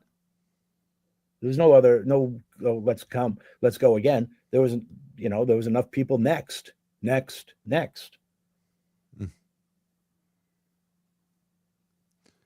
Someone said, who does Fountain know? Fountain was a city councilor too, wasn't he? He was a city council president that was the president when Joe Solomon became the highest paid police chief in the country, or close to the highest paid police chief in the country. So he knew a lot of people, and people owed him favors. That's basically what it comes down to. I'm going to tell you this. Sean's not in the same league as the people that were on the other side. Above him, yeah. Covering it. Yeah. Look, Joe Solomon's a smart guy. Yeah. Whether you like him, you don't like him, Joe's not stupid. So he's a sharp guy. He's a trained accountant by trade. He's not dumb. He knows how to get what he wants. He's got the panache to walk into any room and, talk. That's who he is. I mean, and that goes a long way when you've got 4 stars on your collar and you have weak leadership in regards to the mayor that allowed him to just do what he wanted. I mean, on Sean's application for the 270-day waiver that went forward, it wasn't done through conventional methods. It was signed by Sean, signed by the chief, and the chief's signature was in the chief of police non-appointing authority. There was still an appointing authority up, which was for the mayor. It never got filled out. That didn't go through the normal channels to the director of training. That application, those 2 applications for the other kid, I'm not telling you who he is because his was legit, but Sean and that other individual, that email went through and it was emailed directly from Solomon to Ferrulo and supposed to go into the director of training. Wow. And so it was backdoored. It was a backdoor deal, and they can say what they want to say. And Solomon and Ferrulo can sit there and say he doesn't remember what the phone conversation's about. Okay, that's fine. I don't believe you. Put him on the stand. Yeah. I don't believe you. And, you want to sit there and serve on the bully pulpit of the MPTC and trash my company to everybody that you can talk to? You chased my employee down at a retirement party, for God's sakes. Wow. Oh, Look at these. Look at these questions. Questions from the Fountains Methuen Police Department application. Have you ever been summoned into court for any criminal offense? No. He was arrested. for domestic violence. Wow. And he lied on that application. Well, here's the better part. He lied on the 2013 firearms application. He said he'd never been. Okay. He lied on his Wait, job why application. don't they Corey check him? I don't Well, get that. Why wouldn't they catch him? That was the old one, 2013. It was, it might have been 2012. I forget the exact date. But the next time that he did it, he was a police officer because they're 6-year windows. So when he applied for the one years later, well, he was a police officer. He actually told the truth about the domestic and the restraining order. Huh. And here's why: the rules changed. Somebody else was going to be looking at that from outside the department, over at the criminal justice, over at the CJIS Bureau that deals with firearm licensing and things of that nature. So they do their own vetting. So the local host does their vetting, and then they do their own vetting to make sure that the vetting hasn't been tampered with at the local level. So he had no choice but to tell the truth, because if He told the truth when he had to, and he lied when he could. Yeah, because if he got caught, it was going to have a really hard explanation as to explaining you lied on this application, and now you've got the people at the criminal justice, at CJIS, calling the police chief saying, "Hey, your guy just lied on an application. We have a problem." Yeah. Not that, because they've hired people that have had restraining orders from years and years ago and things, that were old and whatnot, but not in this case. This was just wrong the way they did it. Got a question here. They said, what kind of favors for committing these acts do you think that people are doing for each other? Actually, I'll refer you to an article that Andrea Estes wrote. She actually wrote an article about the favors that Joe granted prior to the contract passing in 2017 that made him the highest paid police chief for a little bit and made national news. And what kind of things were they? Examples of? Favors are for city councilors, promotions, transfers, things of that nature. I don't remember them off the top of my head, but it's been probably a year and a half since I read her article. Excellent. Have there been any other reporters that have been kind of covering this, like Andrea Estes was? No, this got shut down hard. This got shut down really hard right after that. So the Globe's not covering it anymore. No, nobody is.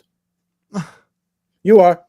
Yeah, we are. I mean, YouTubers. Hopefully, we get some more YouTubers on this. Well, I think this last presidential election has proved that national media and isn't what it used to be, and it's not going to get the respect because they've lost it. And there are independent. I mean, look at what Joe Rogan does. Look at what the other podcasters do, and what they bring in, and what they're bringing across, and what they're discovering and digging up. That national news media isn't. All you hear are the taglines of what they want. They're not getting to do actually any real reporting anymore. Yeah, back in the day when I was an indie, what do you call it? Indie print journalist, I guess, Yep. For the Weekly Dig there, the Dig Yep. Boston. You used to hope that you'd write a story and investigate it, that the Globe would read it and rip it off and basically, go interview the same people and rewrite your story as their own, which happens sometimes. You'd be so excited because that would be like the big sign that you were on the right track and you get recognized and all that stuff. Now it's like, we don't even hope for it. It's just like, we don't need them. We don't need them. They don't even have any, they don't have that many people watching them anymore, I noticed, especially since they're behind paywalls. It's not even, it's funny because sometimes they do link up to our stuff and we don't really get a bump. If Barstool Sports covers something of ours, we'll get a bump actually. If the Globe covers it, we don't get anything. It's like, wow, they've like back in the day, it used to mean something when the Globe covered you. Now it's kind of, like you said, they killed their brand. Barstool Sports gets more juice than the Globe does. Yeah, I mean, look at it this way. I mean, you've got a chapter there that I wrote for the book, and it talks about the reporters. I mean, it talks about Andrea Estes getting fired. It talks about another reporter that actually had a 3-part expose on the corruption at the Methuen Police Department. And the night before it was supposed to go, the first print run or whatever the reporters call it, the first part of the 3-part article was to go out. It was canceled the night before because the lawyer for Methuen, or the individuals named, showed up at the thing and complained. They killed that report. That reporter walked out of there that night and resigned, never to come back because of what they did to him. I have, this is the best part, I have all his versions of that document. So I have all 3 articles that show what was going to be written about that the Eagle Tribune canceled. Wow. I know for a fact that there was another reporter that actually had gas dumped into his car and was told to leave the fountain matter alone or next time he'd be in it. That one picked up and moved down south. Crazy. This is like a war on journalism. Estes got fired. And if you doubt me, I mean, I'm not the only one that thought she got fired for it, because you saw the 2 city councilors that wrote letters to the Boston Globe. Yeah, I mean that's obvious that they think something's up there. I've never seen city councilors write letters to the Globe about a fired journalist. That is, yeah. Then they go and pound this report until they screw up, and I managed to figure out a way to get it. And then I get a letter from Rossetti telling me, after I told them, said something online, that I was going to be interviewed by a news story. I get this letter telling me, prepare to get sued. Yeah. Okay. I'm not worried about it, because I'm not going to worry about it until you actually do it, if you so choose. And if you do, well, I'll fight it when it comes time. And I'll talk about it. I know other people will talk about it too. Is this an open case for the feds or just outrage? Back D102 ask. Outrage? It should be, but it's not, right? Well, you know how the feds are. They don't acknowledge anything. So I don't know what they're doing, what they're not doing. I do know this. They've not talked to me. What I do know is that 203-page report was used by the Attorney General and the Essex County District Attorney's Office to help them as kind of a roadmap to get to where they're going. Man, I hope they just take everything that you're doing and just run with it. I really hope the feds are looking at this. Well, you know, everybody says the feds are coming for Karen, for the people involved in Karen. I don't know enough about that case to comment about it or anything else. I knew enough to make comments about the audit, because that's kind of what we do, but I didn't follow the case. I was in an evidence room doing an audit for another police department when that trial was on. So I can't comment on that case, but what I can comment on was the process for the audit, which, as you know, we talked, it was crooked. Yeah. Yeah, I know about the feds that they definitely have done investigation of the Karen Reed matter, because we have, info on it, but that means nothing though. I mean, we don't know if they've ended it, if they, you know what I mean? We don't even, it's tough, because like you said, you just don't know what that even means. They act in secret. They're not going to tell us. No, I'm the investigator for the report, and nobody's talked to me, and they've both been indicted. Yeah. I mean, Rossetti turned around and said in the letter that I wasn't actually the investigator, that it was always McNamara and Ferreira. I'm the one that spent 3.5 years doing document fraud for Homeland Security. I'm the one that actually knows what I'm talking about when I'm talking about fake documents. Yeah, clearly. I mean, you've exposed this. People are being charged. The state's trying to cover it up. I mean, I wish you were running investigations on all the fraud. I wish every city, town, and state would hire you, because this is what we need more of. You're a hero to me. You are a hero. I'm going to tell you what I am doing. There's 351 cities and towns. This is one of me. Go back to whether you're religious or not. You've heard the old adage, if you give a man a fish, he'll eat for a day. If you teach a man a fish, he'll eat for a lifetime. We are putting up a public investigation course. We will go over the laws, the rules, the regulations, the different principles of law, so that you know what you're doing to kind of keep yourself out of trouble. We will help you with the legal proceedings and educate you in that. And then we'll go into how you conduct a public records investigation, because we can't do this. This is happening in every city and town and on the state, local, and federal level, period, to some degree. I'm not saying it's this specific scam or this or that. Every city and town has something going on. So yeah, you're going to train. When is that going to be happening? Like any citizen, journalist, anyone? Anybody? Can join us, right? I already told somebody I will come down and teach this class on the South Shore. I just need a venue that can teach 50, and it's going to be a 2-day class. Or maybe a venue out there wants to volunteer. I mean, they listen. I know venues will listen. Maybe someone will reach out to you, Larry. Yeah, hopefully. But yeah, no, we'll be ready for the fall. I need to get through the book first, and half that class is already done because I was already teaching it from a opposition research, public records background type of aspect. So now we're going to focus on the actual the legalities and the case laws and things of that nature. So when you were threatened with a lawsuit, that you don't crap yourself. Yeah. Sorry. No, that's fine. I mean, yeah. So you're not worried about it. You're going to be good. I can't control what other people are going to do. I'll worry about it when I have to worry about it. But in the meantime, I'm going to continue to do what I'm doing. Absolutely. Hey, at any point in time, they can stand down and do whatever they want. They can actually start throwing some people in jail and doing the investigation that should be done. They should rectify the records that are at the MPTC Academy, because guess what? There's a question there now for every police officer in the state, because you left the person in charge. You left the inmates in charge of the asylum for all intents and purpose. The guy that was there when the forgeries happened, that knew about the forgeries, knew about the training, and he did nothing. Ferrolo, point, Director Ferrolo, right? Yeah. Yeah, we have him on the screen right now with some of what he did about the phone calls. Oh, yeah. Look at that. Yep. Yeah, if anyone wants a copy of this, hit me up. Or Larry's got it all over his social media too. You can get it there. I'm also going to put it, if I can, in the Young Jerks Facebook group, if it allows me to upload it there, which it should. So check there as well. Anything else that we didn't talk about tonight related to this that you kind of wanted to circle or even conclude on? Well, on this 120, we're talking about regained his composure. There's two things left. So there's this. So this is the conversation that we had. I knew in October, I knew no later than November 23rd of 2021 that Bob Ferrolo was involved, and actually went on record telling the chief of police in Methuen that this was a concern of mine, because I told him I didn't want to do any more courtesy notifications.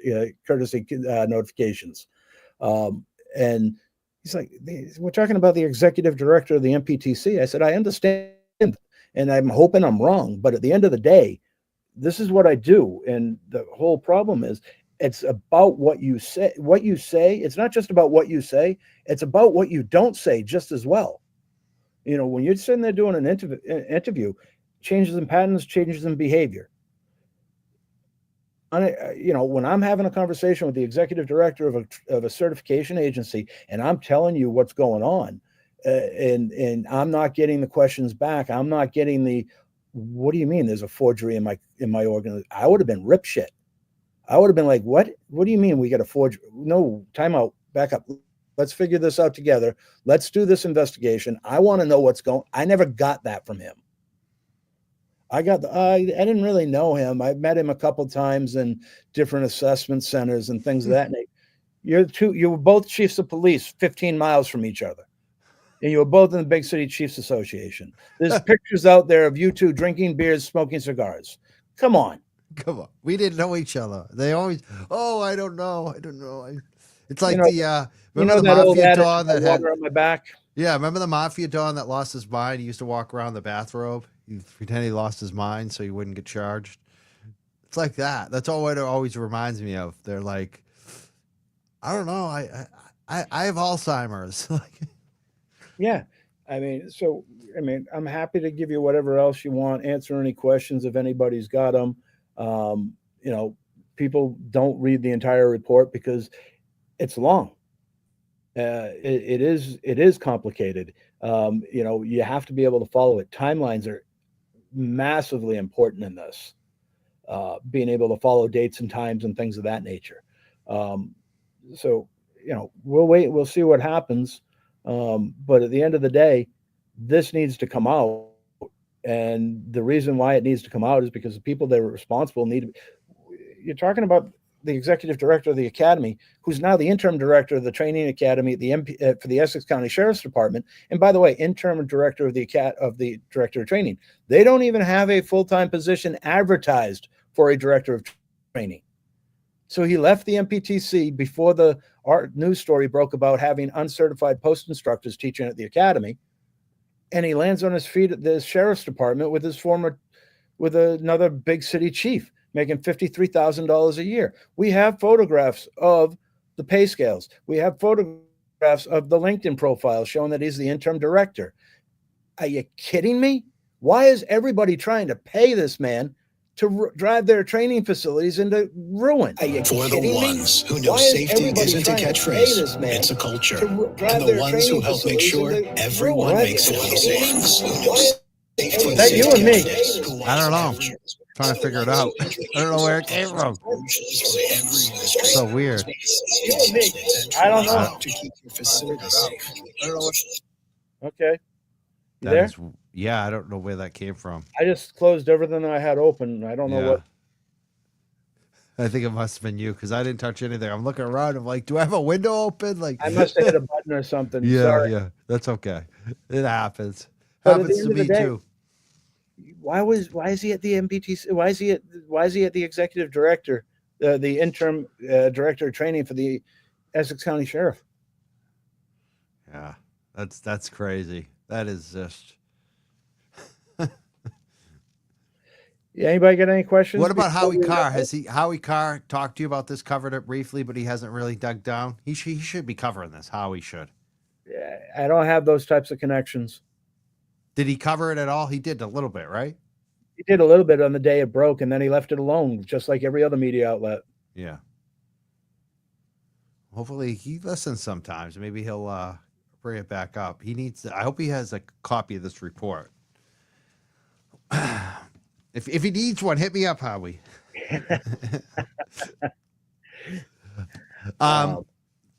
Geez, there's so much to this that we have covered it. It's an hour and 46 minutes in. We've done good tonight.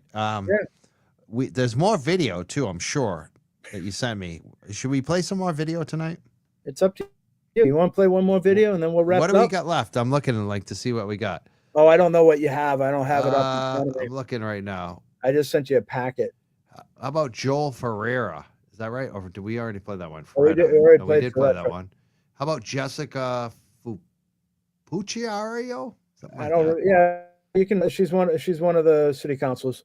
Go ahead and play it. I don't think it'll be as Let's dramatic. see what as other the ones we got. I think that might be it. Actually, I think we You got yeah, police we chief? played every other one. Okay. So I think she's the last one. There's a couple more that obviously weren't in there then. All right, we'll play that one to close.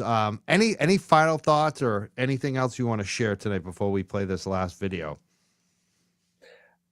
Nah, it's about getting the word out so that they can, they're not going to hold anybody accountable unless they're forced to hold people accountable. Just like they weren't going to prosecute this case unless this report was written in the format that it was written in. And not my favorite way to write an investigative report, but I'm not afraid to write the investigative report by calling you out. At the end of the day, we all have jobs to do. And if I get hired to do mine and you're not doing yours, make no bones about it. I'm going to tell you about it. Excellent. And before I do play this, we could also take some calls tonight. Do you want to stick around and take a couple calls too from the audience? Okay. How can, like, if there are other shows, especially like YouTube shows or podcasts or other even journalists, media, bloggers, whatever they are, if they want to reach out to you, what's the best way to get in touch? Is there an email or Facebook? What's the best way to reach you? I was going to say the Larry L. Smith at Sturm Group, STIRM Group, GROUP.com. L. Smith at SturmGroup.com. Perfect. And I want to thank everyone who's been doing the super chats today. We had some good new memberships and also people gifted memberships. And Sarah just gave $50. Thank you so much, Sarah. Thank you, everyone who's watching tonight. We got about 600-700 people live on YouTube, it looks like, which is great. And we're going to play this video, and then we might take some calls. So don't call yet. I know sometimes people call early knowing our phone number. I need to set it up. So don't call until I set it up. When I put the phone number on the screen, that would be a good time to call. Let's play this last video. if I can find it now. Where was it? Hold on one second. Looks like I'm gonna have to upload it. Hold on one second. I thought I had it here. Mike, I do want to say thank you to all your supporters. I mean, my ex account is blown up and everything else, so I really appreciate the people and the kind words and everything else. And That's great. I hope everyone's following you on X, Sturm group on X, and also on Facebook. Thank you so much for people who have already followed, and excellent. Glad to hear that. good comments. I appreciate it. Attorney Carroll, you've been recognized. Thank you, Madam Chair. For the past 6 years, I agree with the counselor, has been exceptionally frustrating and exhausting for residents, especially when they're barred from information and we're barred from sharing that information. I have thoughtfully considered the city's advice from our city solicitor, and I'm dedicated to the protection of the city's interests at every turn and allowing our justice system the opportunity to follow the evidence where it leads. I am deeply committed to protecting the residents. They have a right to a government that is free from corruption. And it's clear that we have a long way to go. I do believe it's prudent to have further conversations in executive session for the preservation of the city's interests and evidence.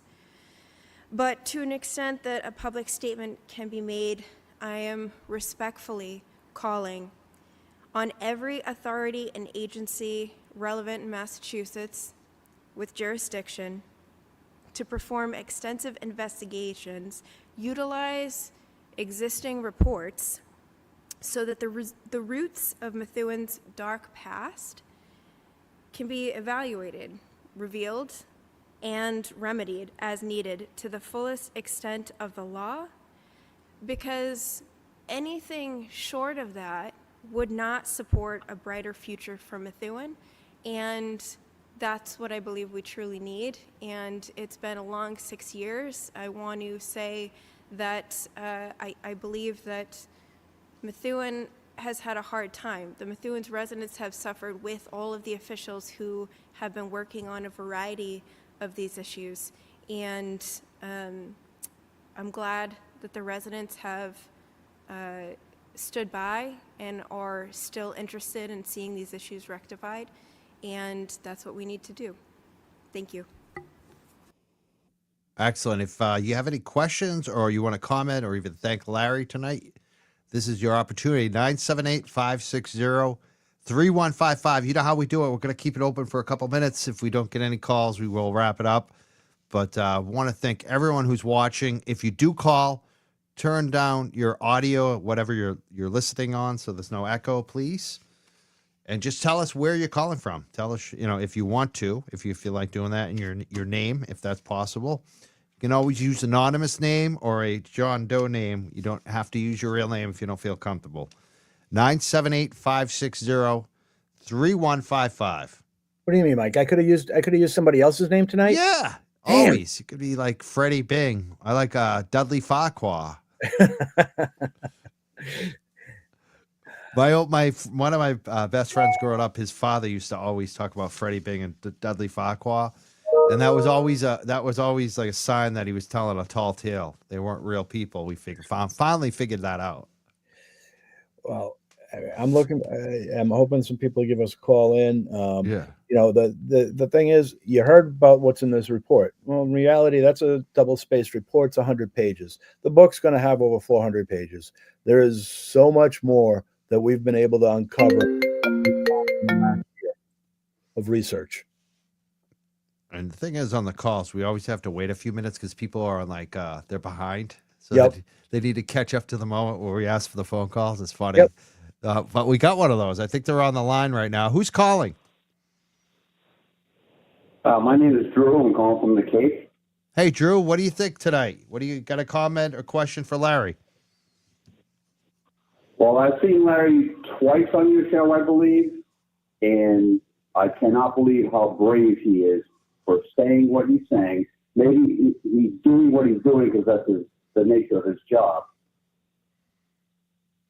It's But to disclose so much of the information that he has investigated, he's a very brave person. Certainly. I appreciate that. And I don't, listen, I don't know how you are able to do that and go to work the next day, because I have experienced much of the same of what you're talking about. And when that has happened to me, all the powers to be come descending upon me to shut the bleep up. And it's pretty bad. That's a nice thing for me is I don't work for anybody. I work for a client. The client told me to do what I needed to do. And I went about and I did my job. I don't have a boss that could summarily just fire me in retaliation. I mean, sure, Methuen could have fired me at any point in time, but they didn't want to fire me because I was doing the right thing for them. So it is what it is. So I do see the difference that you're being paid to investigate these stories and to disclose what you have found. And that does separate the two of us, definitely. But I'm a man on an island, and when I speak up or have spoken out about things that were happening, they came at me full force to the point where I came very close to losing my job about it when they were clearly in the wrong. I'm sorry it's come to that, and I've seen it. I've heard about it. You're not the only one, especially when it comes to government jobs. Now, I did come out on top. I did keep my job. I have been there now 28 years, but there was a 10-year period where it was pretty bad. And most people probably would not survive this. I did. I came out a better person on the other side of it, but it was about as ugly as you can possibly imagine. And again, I'm sorry you had to go through that. I understand where you're coming from. Trust me. Yeah. There's a price to pay, Drew, right? There is a price to be paid for all involved. There is. And what ends up happening is that when it's all over, people do take a step back and they do reevaluate, because one of the people involved in this has been very quiet for the last 10 years. So that I'm not laying claim to all of the good things that have happened, but it's one of the things that did come of it. And I do believe that person took a real hard look at himself and said, maybe I shouldn't have done that. And anybody else who was involved in this looked at that and said the same thing and took stock in their own position and perhaps reevaluated their own position in life and all that stuff. And that perhaps is how this all ended, in my case. Thank you, Drew, for calling. Thank you, Drew.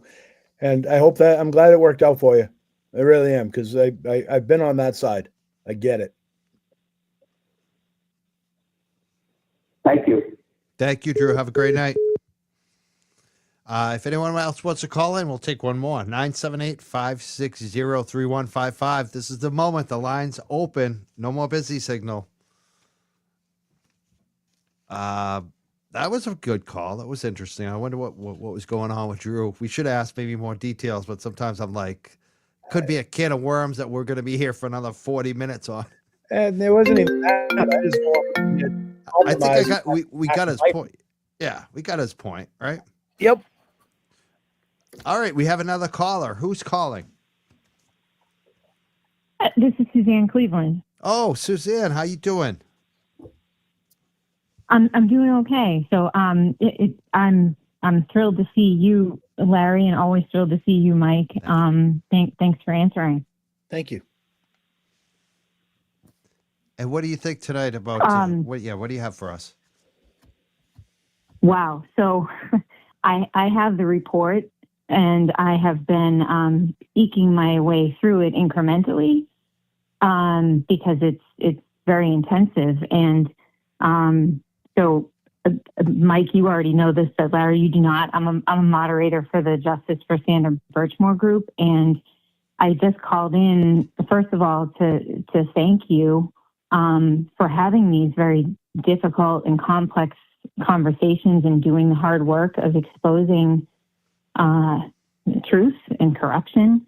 And I guess I wanted to ask and put it out there, can we have a follow-up or a conversation in relation to the Sandra Birchmore case and the madness that has gone on for so many years in multiple different agencies?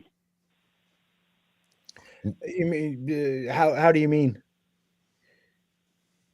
Well, I mean, how many pages is that report, and how many pages, exist in when we're talking about Stoughton Police internal investigation, Canton Police, MSP, DA Morrissey's office, on and on and on. I don't even know where to begin, but clearly there are some parallels between the case that is very, near and dear to me and so many of us on the South Shore. And ironically, the case that you're exposing is, I grew up in that area and know a lot of those folks, and it's there's a lot to digest. I wouldn't even really know where to begin, except that I'd begin working on analyzing a couple of things in conjunction with Sandra Birchmore's case and your report, because there are a lot of things. And the thing is, it's all about data. It's all about collecting the data. It's out there. You just got to know where to look. And, what you got to understand when you're doing these investigations is when you get a piece of information, it may look like it's useless and nothing. And then all of a sudden, 6-8 months later, you find a piece of evidence, or you find a clue, or you find a piece of data that all of a sudden makes the light go, oh, wait a minute. I got to go back and find it. So the biggest thing is, and I'm the worst offender, keep your files organized. Oh my God, tell me about it. I am the worst offender. I had one of those moments. That's a really good tip. Yeah. Yeah. I had one of those moments recently too. I literally had to go on the show and beg the person to message me again. And they did. Thank God. Thank God I have the show on the platform. Go ahead, Suzanne. Well, I was just going to say, so we all have our electronic files and the folders on our phones and our devices. I literally have the hard copies piled everywhere. It looks like, we're talking Charlie Day from Always Sunny, or, Murder Board, whatever you want to call it, just sheer insanity. And I'm kind of a rookie at this. I'm a member of the public, an advocate of sorts, and somebody who is trying to disseminate this information in a way that is, moving towards justice for hapless victims, really. Yeah. Well, at least you now have somebody. And this is heavy. This is heavy stuff. No, it absolutely is. And now you at least have somebody that's facing charges for Sandra's death. Yeah. It was serious charges. Yeah. Federal time, forever time, right? Life. Well, absolutely, because he was a police officer. So that's where the jurisdiction was able to come in. Because if it was just a murder in the state, the FBI wouldn't be able to do that. That's how they got their link in, was the law enforcement side. Hopefully exposes anyone that was involved too, because it seems like with Sandra there might have been more people involved. Mizzy seems to think that. Suzanne, would you be? I want to ask you a question because Larry was talking about doing a training around this stuff. Would you be interested in something like that, attending a training to learn kind of more investigative? Heck yeah, that's part of why I called in. And I did send an email to the STIRM group. And I've probably hit up on the social medias before because I can see the complex layers in conjunction with the stuff we talk about at standouts or the things that we talk about on the podcast and the YouTubes about Sandra Birchmore's case, because it's complex material. And I have no reason to be at one of those trainings except for wanting desperately for things to be better and be more informed as a member of the public. I certainly wouldn't get paid for it. It certainly doesn't propel my life forward other than, this stuff is insane. And I would just want to be in a better position to help others, really. Awesome. And the thing is, like I said at the beginning, if nobody's going to give you something, you're going to have to do it yourself. I mean, the whole thing, freedom is never given by the oppressor. It's it's got to be demanded by the oppressed, and it's a way to live it. I mean, the people that are in office, and trust me, I hate this saying, but they do work for us. I heard it many, many times on the side of the road. You work for me. Good. I'm arresting you. Get in the back. Yeah. But at the end of the day, well, and I appreciate that perspective too. I appreciate, and I didn't mean to cut you off, Larry, because I respect your, the breadth of your career too, and I have respect for law enforcement. We need to help them be in a better position to be able to conduct their day-to-day protection and safety directives without being in fear of retaliation. well, you're 100% right, because the one thing I used to say all the time, there is nothing I can't deal with roadside. There's nothing I can't deal with when I'm walking into a house. It's the management side. It's what you have to deal with back in the station, back in the barracks, the politics, things of that nature. Roadside, I'm fine. I'll deal with whatever is coming my way, just like whatever the lawsuit, you react to what you got to do. And that's how you kind of have to adapt to that type of stuff. React to Great point. Such a great point. I hear that a lot from the good cops, that it's the backroom politics, the brass, the management, that's the worst part of the job. Yeah. It has to be, but to what end, I mean, you get a great boss. That's a whole different problem. Well, these are conversations that I feel, and obviously you both do too, need to continue, and anything that can be done to participate in that. I'm not anybody really important, but I know a few people that would like to talk more about it, and I'd love to talk more about it. I'm not anybody important either. I'm just a pain in their ass. Well, we got to be pains in everybody's asses so that things get better. That's why I'm doing it. Is I want my profession to be able to become the noble profession. I don't want these guys getting blamed and having to prove their innocence. I've got kids that I broke in that took dishonorable discharges over the vaccine mandate. That have wives, family, kids. People lost houses. No, I'm sorry. I'm tired of watching these guys take it. I totally agree. I mean, when people say, why do you do what you do? Meaning, not even working, but behave in a way to see justice in various capacities. Because one, absolutely justice for Sandra Birchmore and justice for dozens and dozens of other causes that are happening where we live right now. But also things have to be better for those who are working within the systems. There has to be safety for them, and for everybody. There has to be some healing from the obvious fractures and poor behavior and mismanagement that is destroying lives. And if we can all work together, I mean, it sounds very pie in the sky, but there has to be some cohesiveness between average people and the public and the powers that be, you know? Absolutely. I think we're in for a rough ride because as long as we keep the immigration stance with the new administration coming in, you know, everybody can say, yeah. But at the end of the day, he still has the power of the purse. And we have $4.5 billion earmarked to replace the bridges at the Cape. How long do you think that money's going to stay here if she continues to march down the road of, I'm not going to help with the immigration issues? We're going to be, it's going to be a very, Well, that's a whole other book. Exactly. And this is this type of stuff that's coming for us. So it's not just this. It's What drives me crazy about her, A.G. Healey, is like everything is performative. There's no like real substance to anything she does except for like that. That's like the biggest substance thing she does, and it doesn't seem like it's the right thing in a lot of respects, pissing money away. I want to thank you so much, Suzanne, for calling in. It was great call tonight. Oh no, thank you guys. We'd love to talk, more about all of these things another time. And Larry, thank you for everything that you're doing. I'm going to keep digging into that report. It's a doozy. Yeah. Thanks. If you find anything that you think I need to know about, be sure to contact me. Will do. Have a good night, guys. Thank you, Thanks very much. Great, Susan. Great night, Suzanne. That was a great call. All right.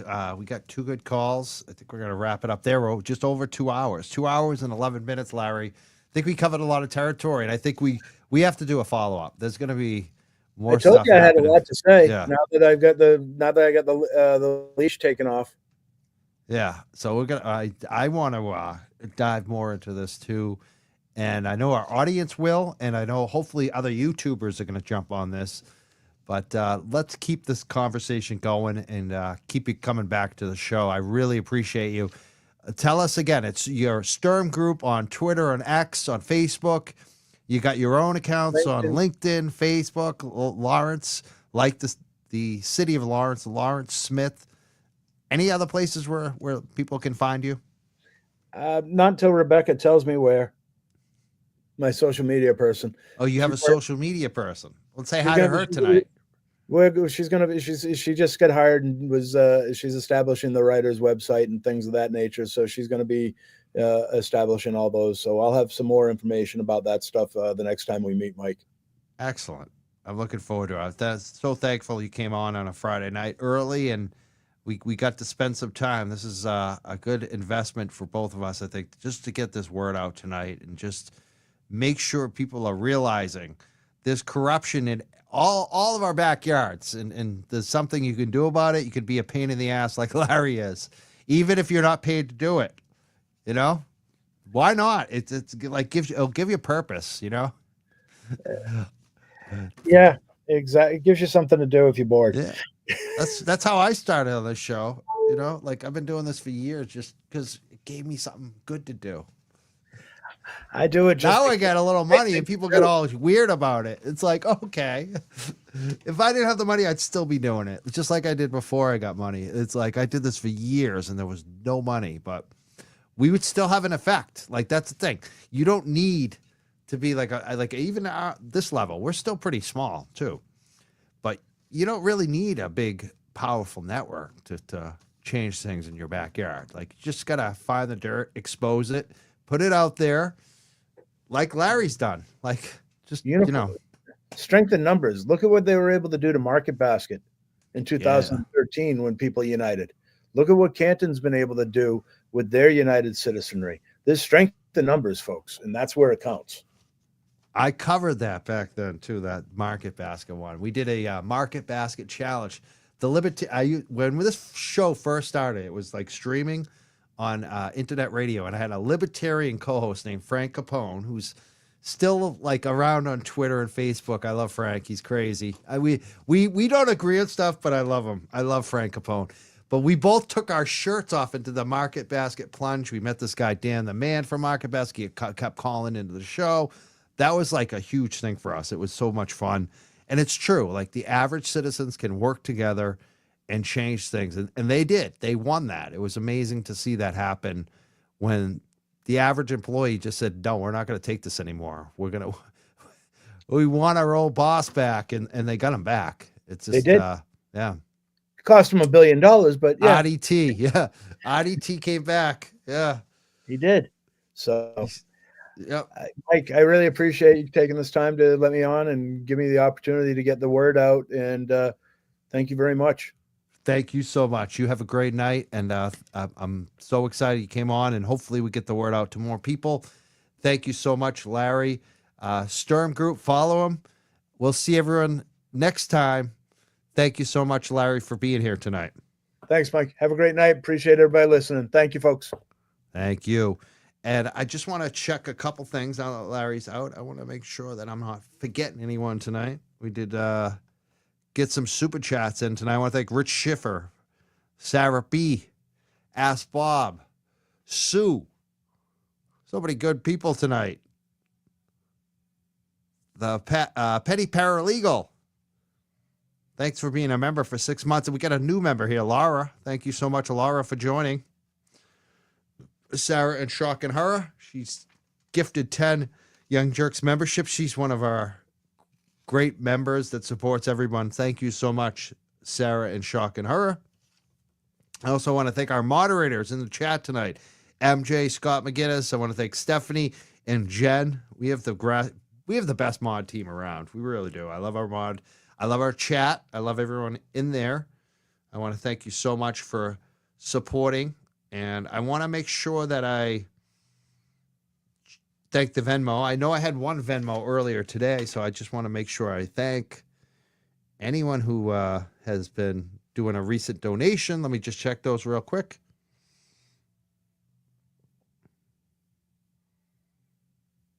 Okay, I want to thank... Can I find it now? That's weird. Now I don't see it. Am I losing my mind? Maybe it came out on the other one. Oh, I know what I'm on the wrong account again. Sorry about that, folks. Let me give my shit straight here.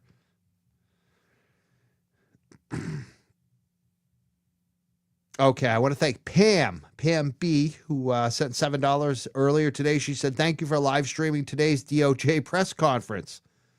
We did stream that. Thank you so much, Pam, for the donation on Venmo today. Sandra also sent $10 on Venmo. She says, thanks for your great coverage. Love your show and all your guests. The Sand Fan. Thank you from the Sand Fan. Thank you so much, Sandra.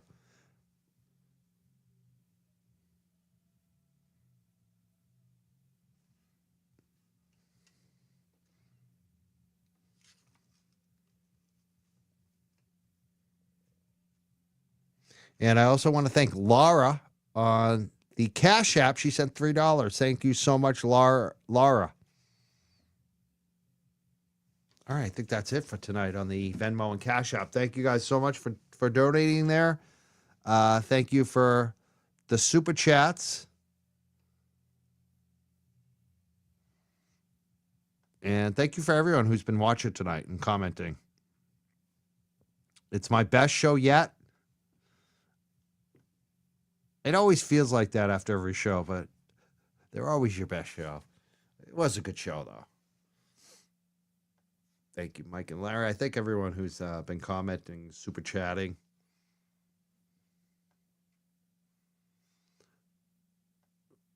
I'm trying to think if I'm missing our next show. I'm not sure when our next show will be, actually. We'll work something out. There's always things in the works. I was supposed to do the LTL show on Sunday night, but I think we're not doing that because we want to support, all of us want to support the Star Drive-In. So check that out on Sunday night if you can get down there to East Taunton. The Star Drive-In at 5 p.m.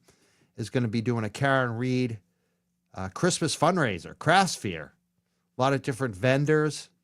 You can also become a vendor, I guess. I think they're probably still, I don't know. They might not have any more. We'll see. But if you're interested in that, check with Erica Madden. She's great. Star Drive-In Sunday night. People are going to be there starting at 5 p.m. So I'd check that out. If you're looking for something to do in your local, East Taunton Sunday night. Should be fun. I'll see everyone soon. I hope you have a great weekend. Thank you, Scott McGinnis, who's here. Thank you so much, Scott. Scott is boots on the ground. You see Scott at every single friggin' standout. And he's almost, I swear to God, he's always in my chat. He's our moderator. He's always here. I want to thank Scott. He does such a great job. I see him moderating other shows as well, YouTube shows. This is a guy, like this is the thing about this movement right now. There are some people, I don't know what they're doing, but we got to stick together. And we all have to recognize we all have our different roles and things that we bring to the table. We all matter. We all do matter. And Scott McGinnis is one of those people. He is always showing up. So thank you, Scott. I really appreciate you a lot as a moderator in here, as a friend, and for what you're doing.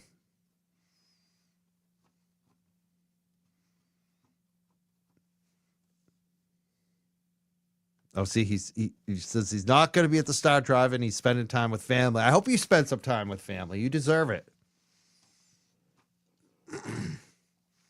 And that's why I'm definitely not doing a show tomorrow night. I'm going to be spending time with family too. We all have to make time for our lives, right? So everyone have a great night, great weekend. Thank you so much. We'll see you very soon. Not sure when, but we'll be back. I'll be back. And I can't go long enough without having my chat friends. Have a good night, everyone. Thank you so much. We'll see you soon. And again, make sure you follow the Sturm group on Twitter, on Facebook. It was nice to hear that a lot of you already started following on Twitter, on X, that Larry recognized it during the show. That's what I love to see on the show. That, more than anything else, I got to say about having you guys all here is the thing that I love the most is that I'm able to bring on great guests doing great work and direct you guys to follow them. Like when we first had Mizzy on, I know her group blew up that night. That was such a good feeling. And I see you guys do that all the time. And that is the best part of the show right now is that you guys will go and support whoever is on the show. And that's what we need. We need to get the word out. So thank you. You are a huge part of the show. Just viewing this show and commenting and being a follower, you're a part of the movement. So thank you, jerks. We'll see you next time. Have a great weekend again.